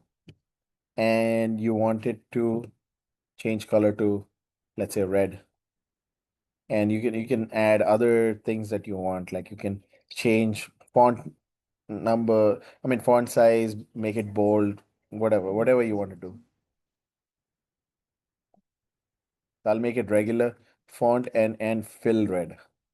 So once you do that and hit OK, now you have another rule, which essentially once you hit apply, all the no's show up as red. So from far you're looking at it, it's like, okay, for a boss, all they're worried about is have you met target or not. So this can easily tell you. You don't need to look at the numbers. You just look at yes or no. അതുപോലെ like there's some there's some other things that we can it's all under conditional formatting. Like you can show data bars. This is all visually representing stuff. Visually representing the data. So like like you can see who has met overshot their target, who is you know. Huh. Yeah. So conditional. Go back to conditional formatting, and at the bottom it says manage rules. So other like whatever rules are there, so you can actually select a certain cell, or you can look at it for the whole just this worksheet. So this work, if you select this worksheet, all applicable rules show up, and then literally you can just duplicate any one. So there's a button, you select the rule and select duplicate rule. Is it just because of the view? Oh, why? Where Excel? Amugachama's computer is not showing duplicate rule button. But വരുന്നില്ലേ mine. I mean, worst case, you have to create it again. I don't know why you would take why they would take that button out, but it's very handy.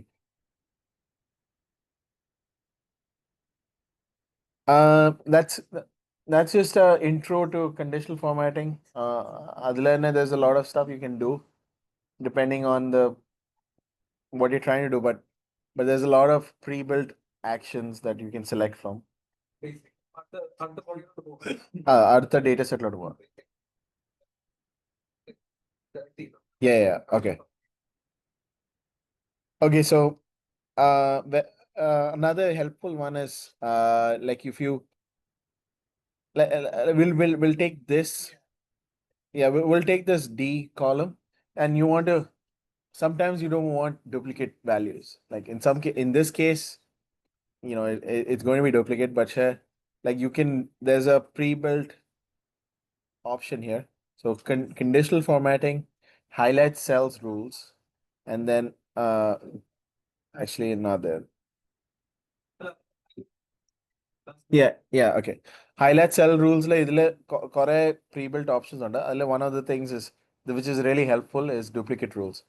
So you once you click that, it'll ask you what do you want to do fill it with. So this is like light red fill with dark red text, whatever, right? Or you select that,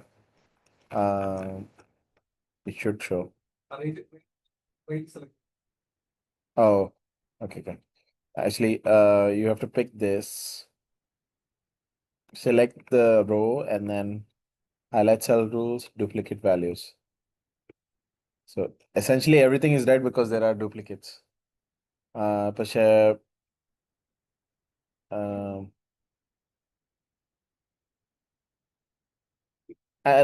let's because the names are more unique, let's use that instead. So we select that field, go to conditional formatting, highlight cells rules, and then duplicate values. Right. So apparently there's two Jack Greens and two Karen Blacks. Okay, so immediately visually there's something wrong with the data. There's two repeated values. So that's helpful tool. Like അതുപോലെ like there are other things depending on what you're trying to do. Like sometimes like I don't know, you're looking at credit card transactions and you don't expect like it's your own credit card transaction. You don't expect anything to be more than $1,000. But you can create a like if you look at this unit price, we'll take this as an option again. Select this whole thing, go to conditional formatting, highlight cells rules, and then greater than, let's say we put I don't know, we put like 1,000, assuming there's a value. 1,000. Okay, ഒരു 800 ഇടാം. I think that's one of the higher ones. Okay, so anything above 800 you want to highlight. So the full select ചെയ്തല്ലായിരുന്നു. Let me select the whole thing and do it again. So highlight cell rules greater than 800 is the value. So this one automatically if you, let's say you're looking at your credit card transactions and it's you import it to Excel and then you just do a quick thing. Literally within a minute you'll see, or a few seconds you'll see any transactions that's about a certain value, and you're like, that's weird. This month I didn't make any transactions there. So that's a very useful tool. You can do multiple things with it. Um, like top 10 items. Again, finances no again, you look at, you select all your numbers, transactions for the month, and if you select top 10 items, it'll show you the highest 10 items. And that makes it easier to, like, if you have 300 transactions in a month, it makes it easier to see what are your 10, that kind of stuff. So, uh, depending on what you're trying to do. Uh, Fourth, let's move on. The exercise at the GM. This is essentially, it's a small data set of, like I just said, random transactions for a family of four who have a pet. Okay. And there's a bunch of transactions from their credit card, bank, whatever it is. So now you want to see, like, you want to do a few things here, to see how much you spend on each thing, each item. So this is a good place to introduce. And there are a couple of different ways to do that. Maybe we'll have time to cover that, but this one will introduce SUMIF as a function. So SUMIF, what it does is it sum basically adds up all the values that you put in. SUMIF is more advanced, where it'll only add if it's certain criteria is met. So like, let's say you have this data, right? But more like category you have mortgage, dining, all this stuff. SUMIF you can tell it to add the corresponding amount only if, like, only if your category is dining. So all the dining stuff gets added, all the mortgage stuff gets added, all the education gets added. So how do you do that, right? So if there's a pre-filled one, which is, you see, this is actually, um, I intended to show this as a table example item, but I don't think we can cover that today. So let's let's select this. So let's all do this once. Uh, Select the whole table. So from the leftmost cell all the way till the bottom. Yeah, all the way to the bottom. And then you'll see this or tab table design or this thing will come active. So you want to click that, and there's a little option that says convert to range. Table design, and then there's a button called convert to range.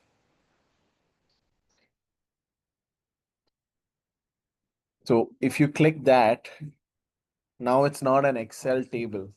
So, since we're not covering that, like I had intended to, we'll do this so that it goes back to a standard range.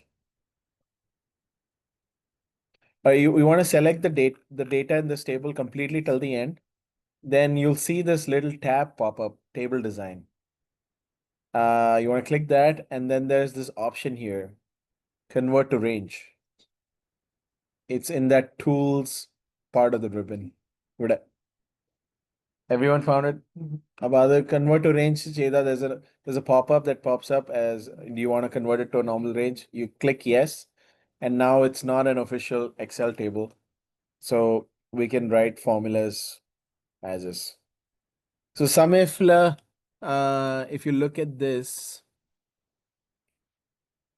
as an example, although it might look although it might look like crazy, but it's not. Yeah, yeah. Select table, then there's a table design tab that pops up. and then there's a convert to range button on the left side.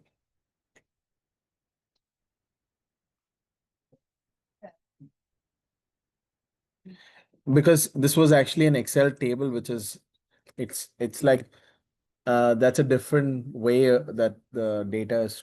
It's just a structure difference. So other than that, I intended to cover that. Like if you scroll to the right here, there's a bunch of these things here, which I wanted to show as examples, but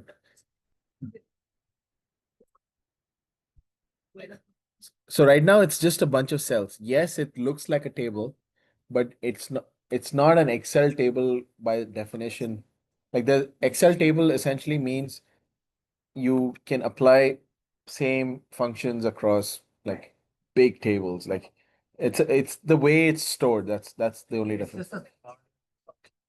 So when you regularly just create a table manually, it just functions as individual cells, individual rows, right? But if you just select all and convert it to a table, it functions as a whole together and it's a more smarter function. So like, once it's a table, it has filters on it automatically. It has like different functions. So like if you hit select all, it selects the entire table as a set, right? So there are different functions that you can do with it that if it's ideally, best practice is every time you're creating a table, just make it an Excel table, and that way Yeah. everything is done perfectly. That one has some. It's I mean now you have to get used to it. So I wanted to cover a couple of examples for it, but I don't think we have time for that. So we'll look at this one. We converted it to a essentially it's a bunch of cells which are arranged as a table, but they are not what they call an Excel table entity. So yeah, it still is. Yeah. I So mean- you can also convert just by like selecting all the cells and then just hit Control T. And that'll just change Yep. it all to the table. Yeah, it's just one of the shortcuts. But we'll keep this as cells for now. So we'll look at the SUMIF function as an example. So Education.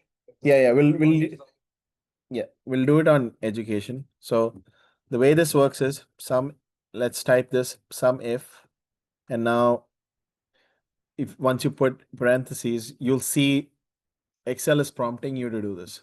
One's a range, one's a criteria, and what should be added. Right? So in this case, what are we trying to do? We're trying to club all of our education uh, expenses together. So in this case, your range is you're checking in this column here. So you're gonna select all this stuff, right? You're gonna select all this.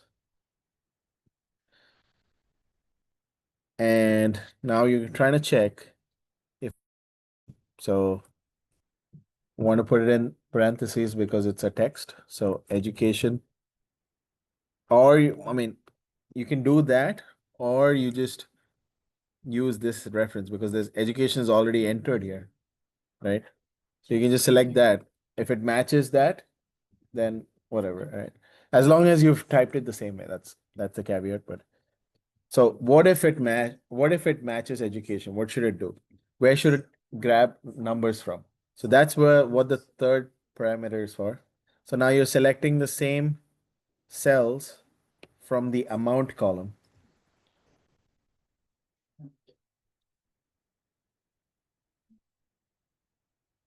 Right?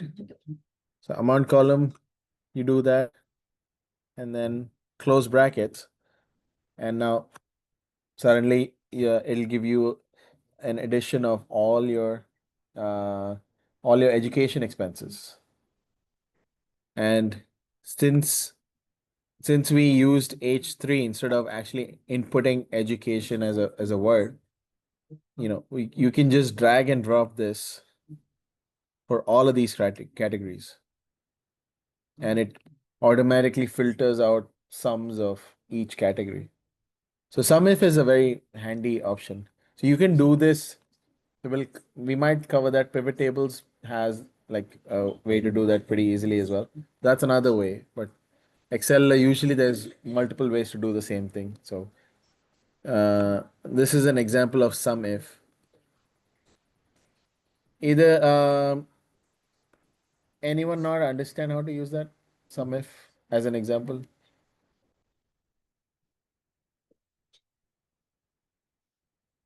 So this is a just a personal finances tracker. Nick covered that part, a more expansive one, 3 4 weeks back. I'm just using this as an example. So you're looking at, let's say, as a family, you're saying, sitting down and looking at end of October. Like you've taken all your bank and credit card expenses, put it like you can pay. For those who don't know, I mean, on your bank account, you can, yes, you when you look at statements, it shows up as PDF, but there's also an option to get it in Excel. There's a different button, you just click it, it'll output a Excel sheet. You can just copy that for each credit card, each bank account, put it in here in this format.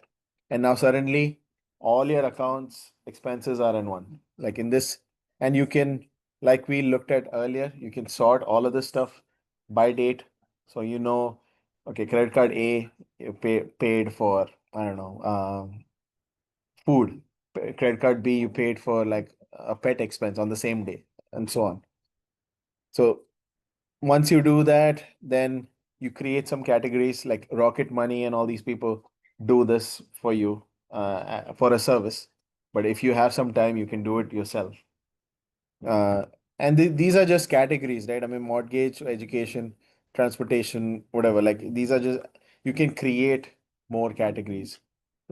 Like ഇതിലാണെങ്കിൽ like if you want to create, I don't know, separated by car. Like car A, the expenses separated at track yours. Car B is separate. Like you can fill whatever you want, and then this function still works the same way. Like so, using this as an example, let's say we have two people who are earning in the household. Their bi-monthly paycheck, I mean bi-weekly paycheck, what they get in hand is, let's say, 2,800 and $2,400. Right? So monthly, that's like 5,600, whatever. Like it's double of that. I'm just assuming two bi-weekly pay periods in a month. അങ്ങനെ വരുമ്പോ, like your total monthly income is a addition of the two members' income, 10,400. Total expenses, what we calculated earlier, based on these categories, is $8,792. Right? So your savings is essentially income minus expenses. So $1,600. So finance class ലാണെങ്കിൽ നമ്മൾ cover ചെയ്തായിരുന്നു, by the 50 50 30 20 rule, you want to save at least 20% of your income per month. And so like if you calculate the percent of this, so your total savings divided by total monthly income, like so this is, it shows up as a fraction, but you can show it as a percent easily by just clicking here, or going to format cells again, right click, format cells, percentage, right? So now 15%. So their savings is 15%. So for the month of October, they are not following the 50 30 20 rule. So now you look at that as like, okay, we need to cut expenses somewhere. And then you go look at your transactions. Let's say you ate out an extra time, or you drove too much, you filled up gas too many times. I don't know, whatever it is. You might find something that you did extra, or that you could have avoided for that month, to be able to save that 20%. And maybe you can work towards that in the next 2 months. So that can be a handy exercise. This is a very simple example. As the more family members there are, the more transactions there will be. More cards you have, more transactions there will be. So all this stuff, it becomes a little more complicated. This is a very simple example. Um, uh, Yeah, same thing like this. I mean, this expense, ഒരു example ഓടെ ചെയ്യാം. So like this one, we looked at expenses by category. Like let's say we want to look at how much we spent by credit card. Like in this case, there's only one credit card, but what if there were multiple credit cards? Like you can do the same thing, right? Use the sum if function, sum if open brackets. Now you want to select your range first. Where are you checking? You're checking actually in your row, column E. So you select that whole thing. Yeah. Are you doing pivot table? I wanted to. That was one easy. I guess what I'm saying, I guess you can, so instead of doing some ifs multiple times. Yeah, It's just pivot easier table. to just do a Yeah. pivot table. Yep. So I'll do that next. Either so again, this one we want to check uh if it we want to pick all the credit card expenses and you want to add the amounts here. Then so I'm gonna chamber take it. This one we spent eight out of the $8,792 that the family spent in that month. 5,300 have been towards credit card, which could potentially be you might be paying interest the next month because if you're not able to pay it or whatever. Like there could be multiple things you could do on that. Pivot tables, I think you need to define it as a table first, right? No, you don't need to, Okay. but it helps. Yeah. Another way to look at all of this is what do you call a pivot table, which will look at this example itself. So go to insert pivot table. You want to do it from the first option from range. And this one, you want to select this, make sure the whole table is selected, which looks like it is. So it's already is existing worksheet Do it, on a new one. create it. Okay. There. So that's all it is. 2 clicks and it's done. So you can create it on a new one. So this one will literally show essentially the same thing that we were looking at. So let's say we want to do it by category. So all the like if you look at the other data set, um,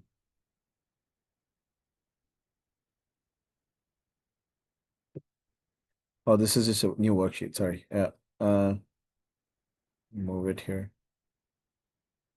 So all the columns show up here, and you can just pick and choose what you want to, how you want to show the data. So let's say you want to look at category. You want to add it.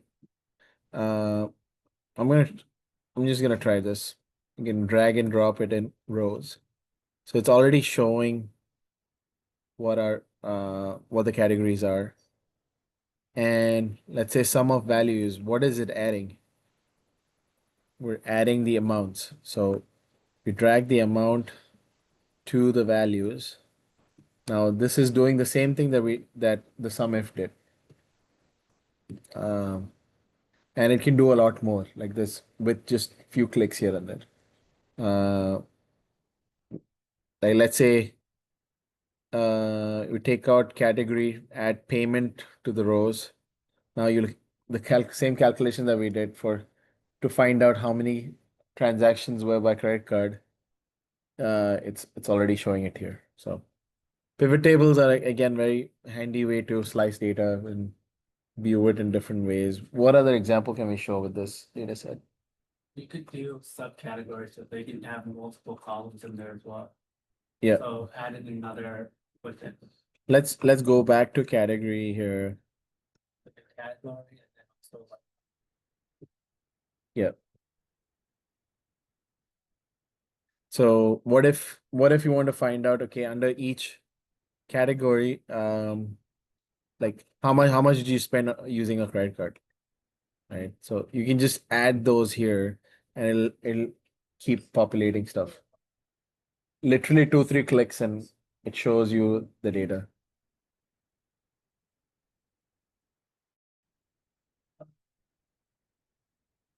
Um, What's up?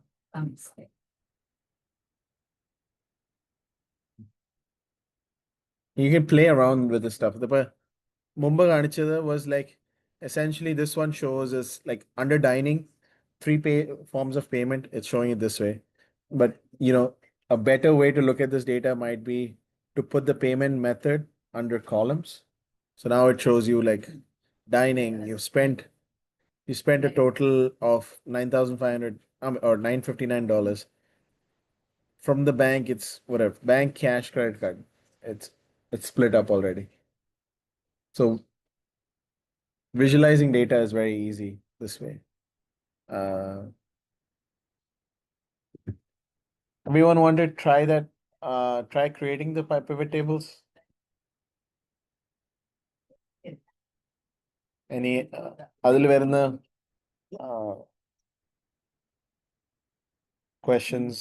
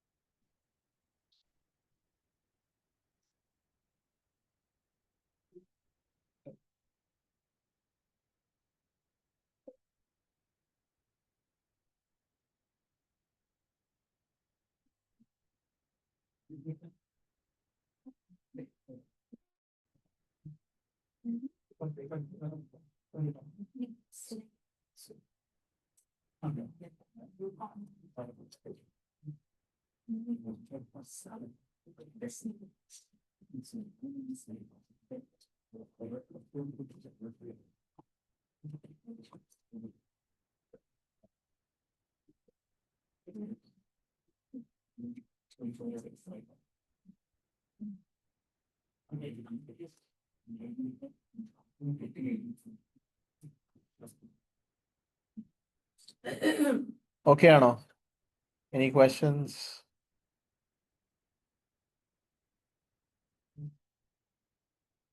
Okay. I'll move on since it's only 20 minutes.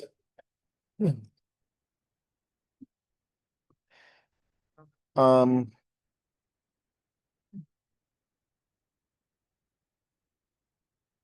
there are I'll skip this part. I think this is fairly easy to do. So like I'm looking at data set 5. So that's the tab that we're looking at. I'll just spend a minute. This is just again visualizing data that you have for presentations in schools, easy ways to show information. You can create these charts, and essentially the way you do that is just select data and go to insert, and there's a bunch of choices. And if if you click it, doesn't mean that it's going to show you the exact graph that you want. Like you can go you can go select change the data. Like sometimes it's not selected the data correctly, you might have to make changes. X and Y axis limits might have to be changed, showing what you want. But very handy way to represent data. If I go, like there are some examples here. One handy tool is that like if you're making certain graphs every time, you can save templates so that the next time you just select the data and then select go by this template. So I think that's a handy tool. Like for example, let's say I've played around with all the settings, change fonts, change the x-axis limits, and this is the perfect graph that I want. So you can right click and save as template. So once you save as template, you can save it as there's a local spot where you can name it whatever you want. I'll name it as test chart 2.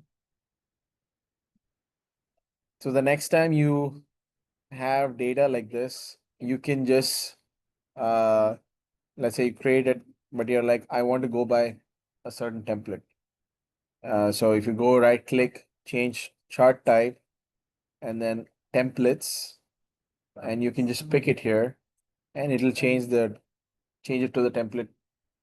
So that's very helpful when you're doing weekly or monthly, whatever, like same information, but it's just like information data is different, but you're trying to convey the same thing.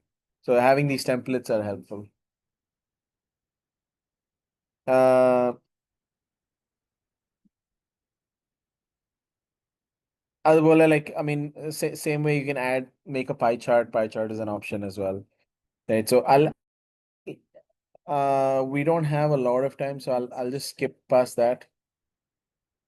I feel like we'll go to set 6, which is the next step. This might be very helpful for people. So the example here is that let's say you're trying to buy a car. Okay, it's $35,000. You want to put $3,000 down. Interest rate is 4.5% for 5 years. Okay. So 3,000 down means you are borrowing $32,000, right?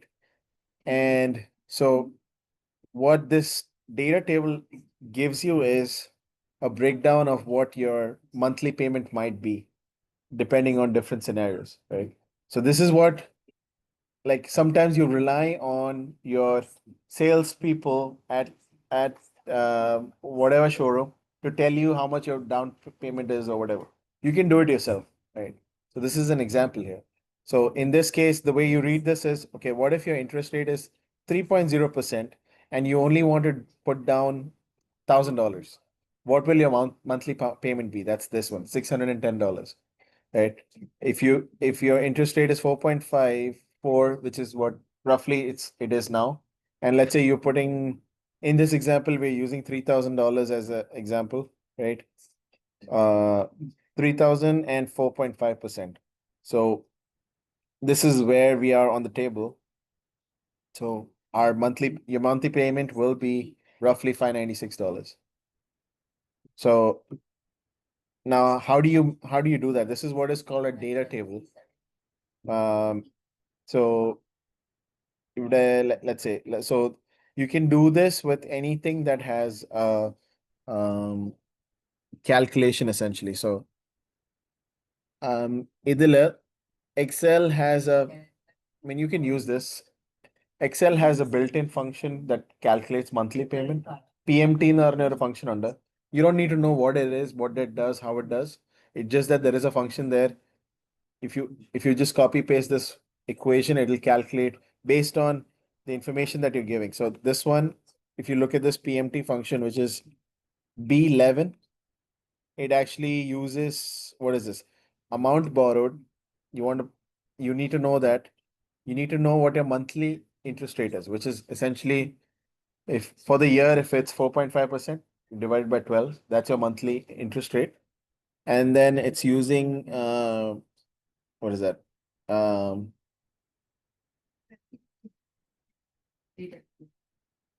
PMT is just to calculate what your monthly payment is. Like, it's not, I mean, you can just use copy paste this function as is, and it'll, regardless of what loan you're taking, you can use it. But this is, I think it's a simple interest loan matra also. But essentially, then you go and create a data table, which comes under the data ribbon, and under what if analysis, there is an option called data table. Yeah. And over here, Christian, row input cell was, Percent is the. yeah, so this is your criteria that you put. So this one, you want to select your row inputs, and then the other one is your column inputs. And essentially that's input cell references, not.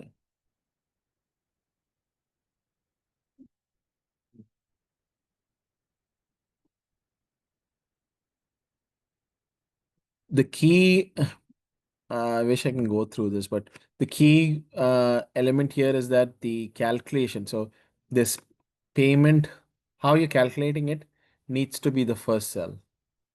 So basically, it's all of these values are based on that. Our data table on Dakubo. And um, yeah, so this one, what if let's say we're creating it again. So this one is equal to that. That's your calculation. And now you're creating a data table. Let's say we'll try something small. So like let's say it's 1% and 2%. And we want to put like, I don't know, 2,000 and $4,000. So those are our options. So data table, row input cells, the that, and then column input is here, right? ഇതെന്താ ഇങ്ങനെ വരുന്നത്? You have to select where it says 590. Oh. Selection select. Go to water canal. Like this one. Then now put it. Oh, okay. Just these two? Yeah. Okay. So you have to select your whole data, this thing first. Pre-populate what percents you're looking for and what this thing you're looking for. Select the whole thing. ഈ 59658 എന്ന് പറയുന്നത് already 4.5 APR 3000 down വിട്ട് കഴിഞ്ഞിട്ടുള്ള ഓപ്ഷനാണ്. അല്ല പക്ഷെ what's more important is the calculation. So it's referring back to the calculation. Calculationലുള്ള parameters മാത്രം change ചെയ്തിട്ട് it's populating that. So it's not necessarily that value that's important. It's like അതിലോട്ടുള്ള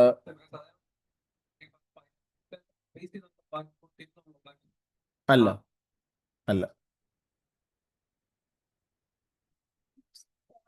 അതെ അതെ അത് റിഫർ ചെയ്തേക്കുന്നത് ഈ ലെവലിലുണ്ട്.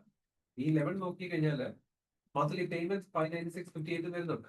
ആ 59658 വന്നത് ആ പേയ്മെന്റ് ചെയ്തിട്ടല്ലേ. ആ പേയ്മെന്റ് നമ്മൾ എടുത്തേക്കുന്നത് ഓൾറെഡി നമ്മൾ 4.5 APR പറഞ്ഞു 3000 ഡൗൺ ഇട്ടു എന്നുള്ള. The good thing about data table is you don't manually change this everything. Our 4.5% automatically will assume like it's taken that as an input variable to change. So it knows a 4.5% you're changing something else. So if you look at middle of the data table, look at where it says 4.5% and where it says 3,000. Other next section, no, it is 596.5, which is what your formula calculated. Yeah, okay. Right? So this table is a shortcut way of instead of changing the percent and the down payment every single time, it just gives you the whole data. Oh, I think go to replace here. but I'm struggling with this thing though. It's giving the same error.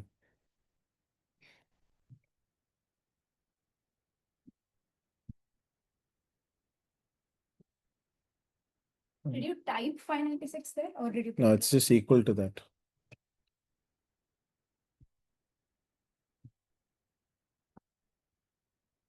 There, what?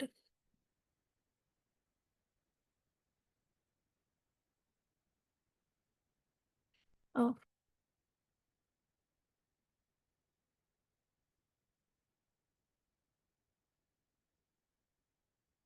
Okay.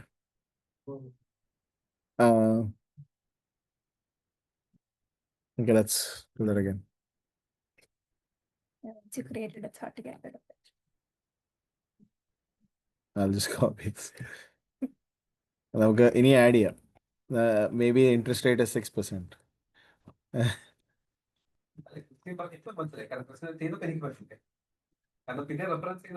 You're going back to the input variable. It's 1,000, 2,000, 10,000. അങ്ങനെടാ കാശുള്ള കാര്യം ഉണ്ടല്ലോ. So what's important is ഇതിന്റെ equation translate ആവണം. So once we've calculated it for one scenario and then now you're extrapolating it for each of these. അപ്പോൾ അതിങ്ങനെ വരുമ്പോൾ like you're doing you select the whole area of what you're trying to fill up.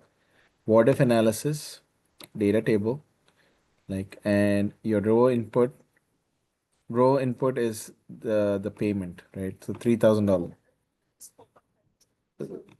Oh, along the row, yeah, it's a confusing. Around the row, your interest rate is changing. So that is what your interest rate comes first. അപ്പൊ വീട്ടിലെ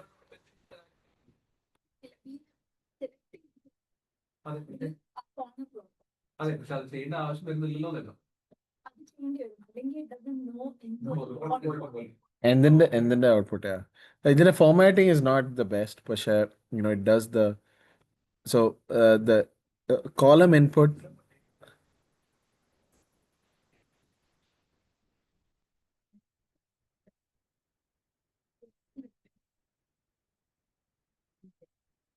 Yeah, along the column, down payment is changing. So other select editor.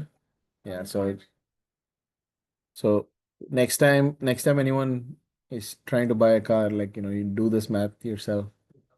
Yeah.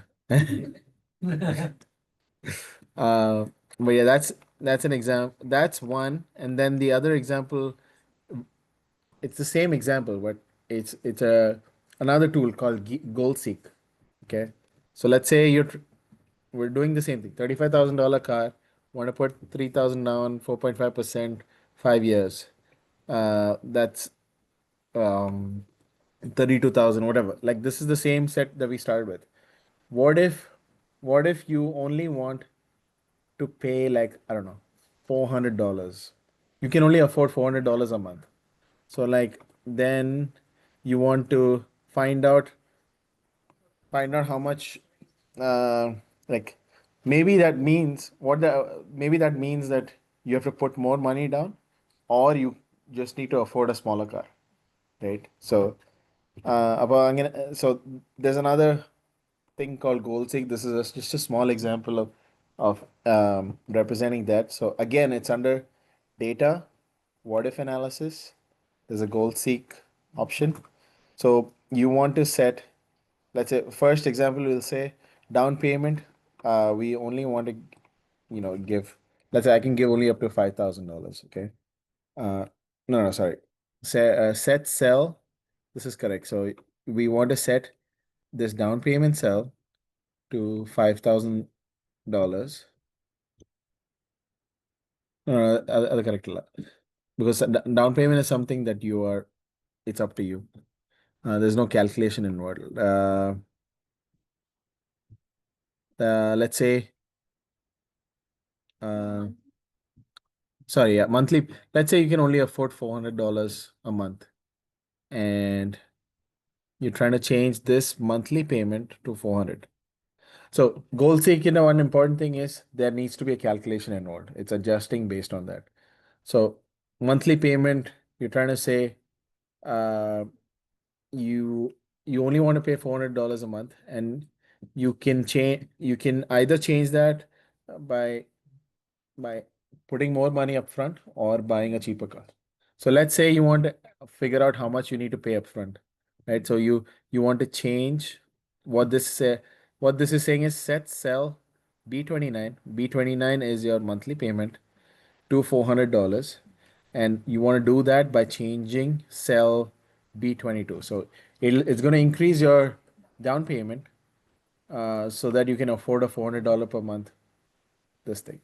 So if that's the case, then you need to put a down payment of $13,500 to be able to pay $400 towards your car per month, and afford the $35,000 car.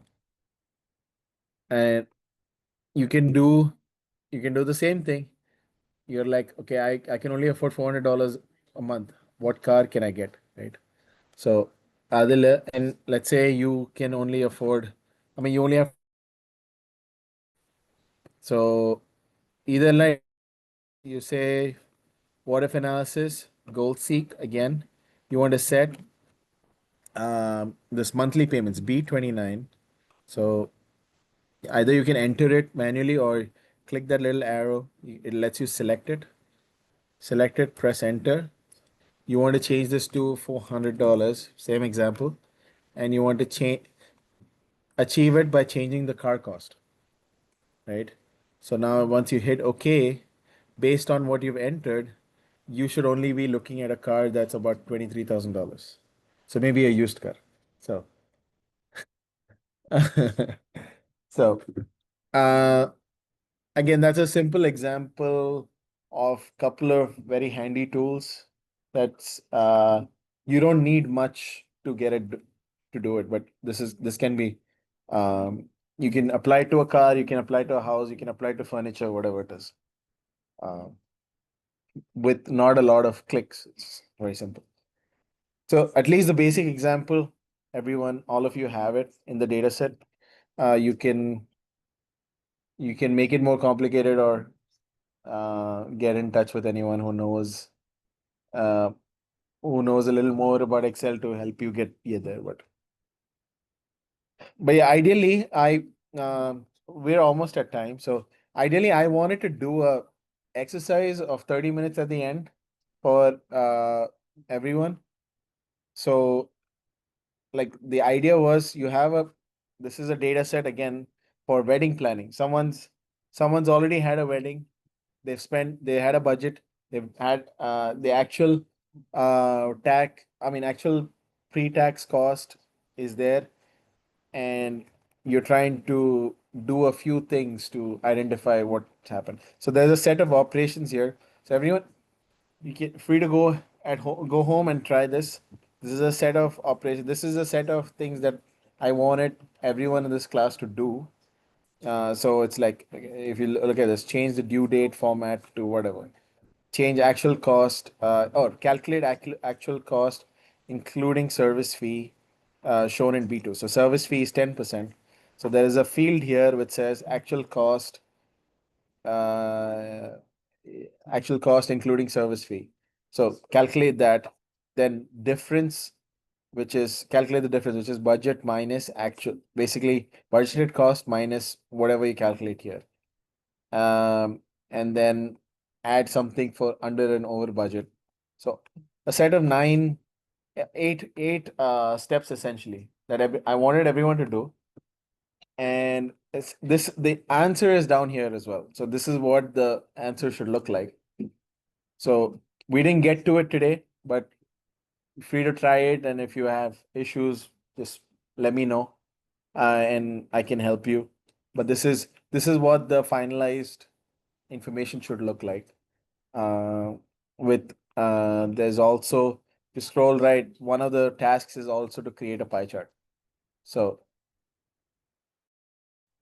but yeah, we didn't get to this, but yeah, it would be nice if everyone can, as a practical exercise, try it at home. Just as a refresher of a few things that we covered. There might be a couple of things that we've not covered, but I don't think so. No, I think we cover except creating a pie chart. I think it's fairly simple, but give it a try. If not, I can cover that. So, I think we're forced to finish right now. This I will share this. I will share this PowerPoint as well. There is one place. There's one slide which will not make a lot of sense. This is for structured tables that Nick was saying earlier. There are a few things that I wanted to cover related to that, but we can that can be for another time. Um, just a few things, alternatives to MS Excel, which are slightly different in terms of how you set up certain formulas and whatnot. There's Google Sheets, obviously, a lot of people are aware of it. LibreOffice Calc, I think it's a free to use open source software. Then in India, there's something cloud-based that's come up, which is Zoho. I think it's being really pushed. I have never used it, but apparently it's very I don't know if anyone else has used it, Zoho, but it's developed in India, and I think they'll push it. But yeah, that's the end of it. As a conclusion, like I said, I think Excel is one of those things where the more you practice, the better you'll get it. But like one quick flash show that we did here. It's nothing's gonna stick unless you try it. But yeah. Listen. Yeah, so there's I mean there's a little oh,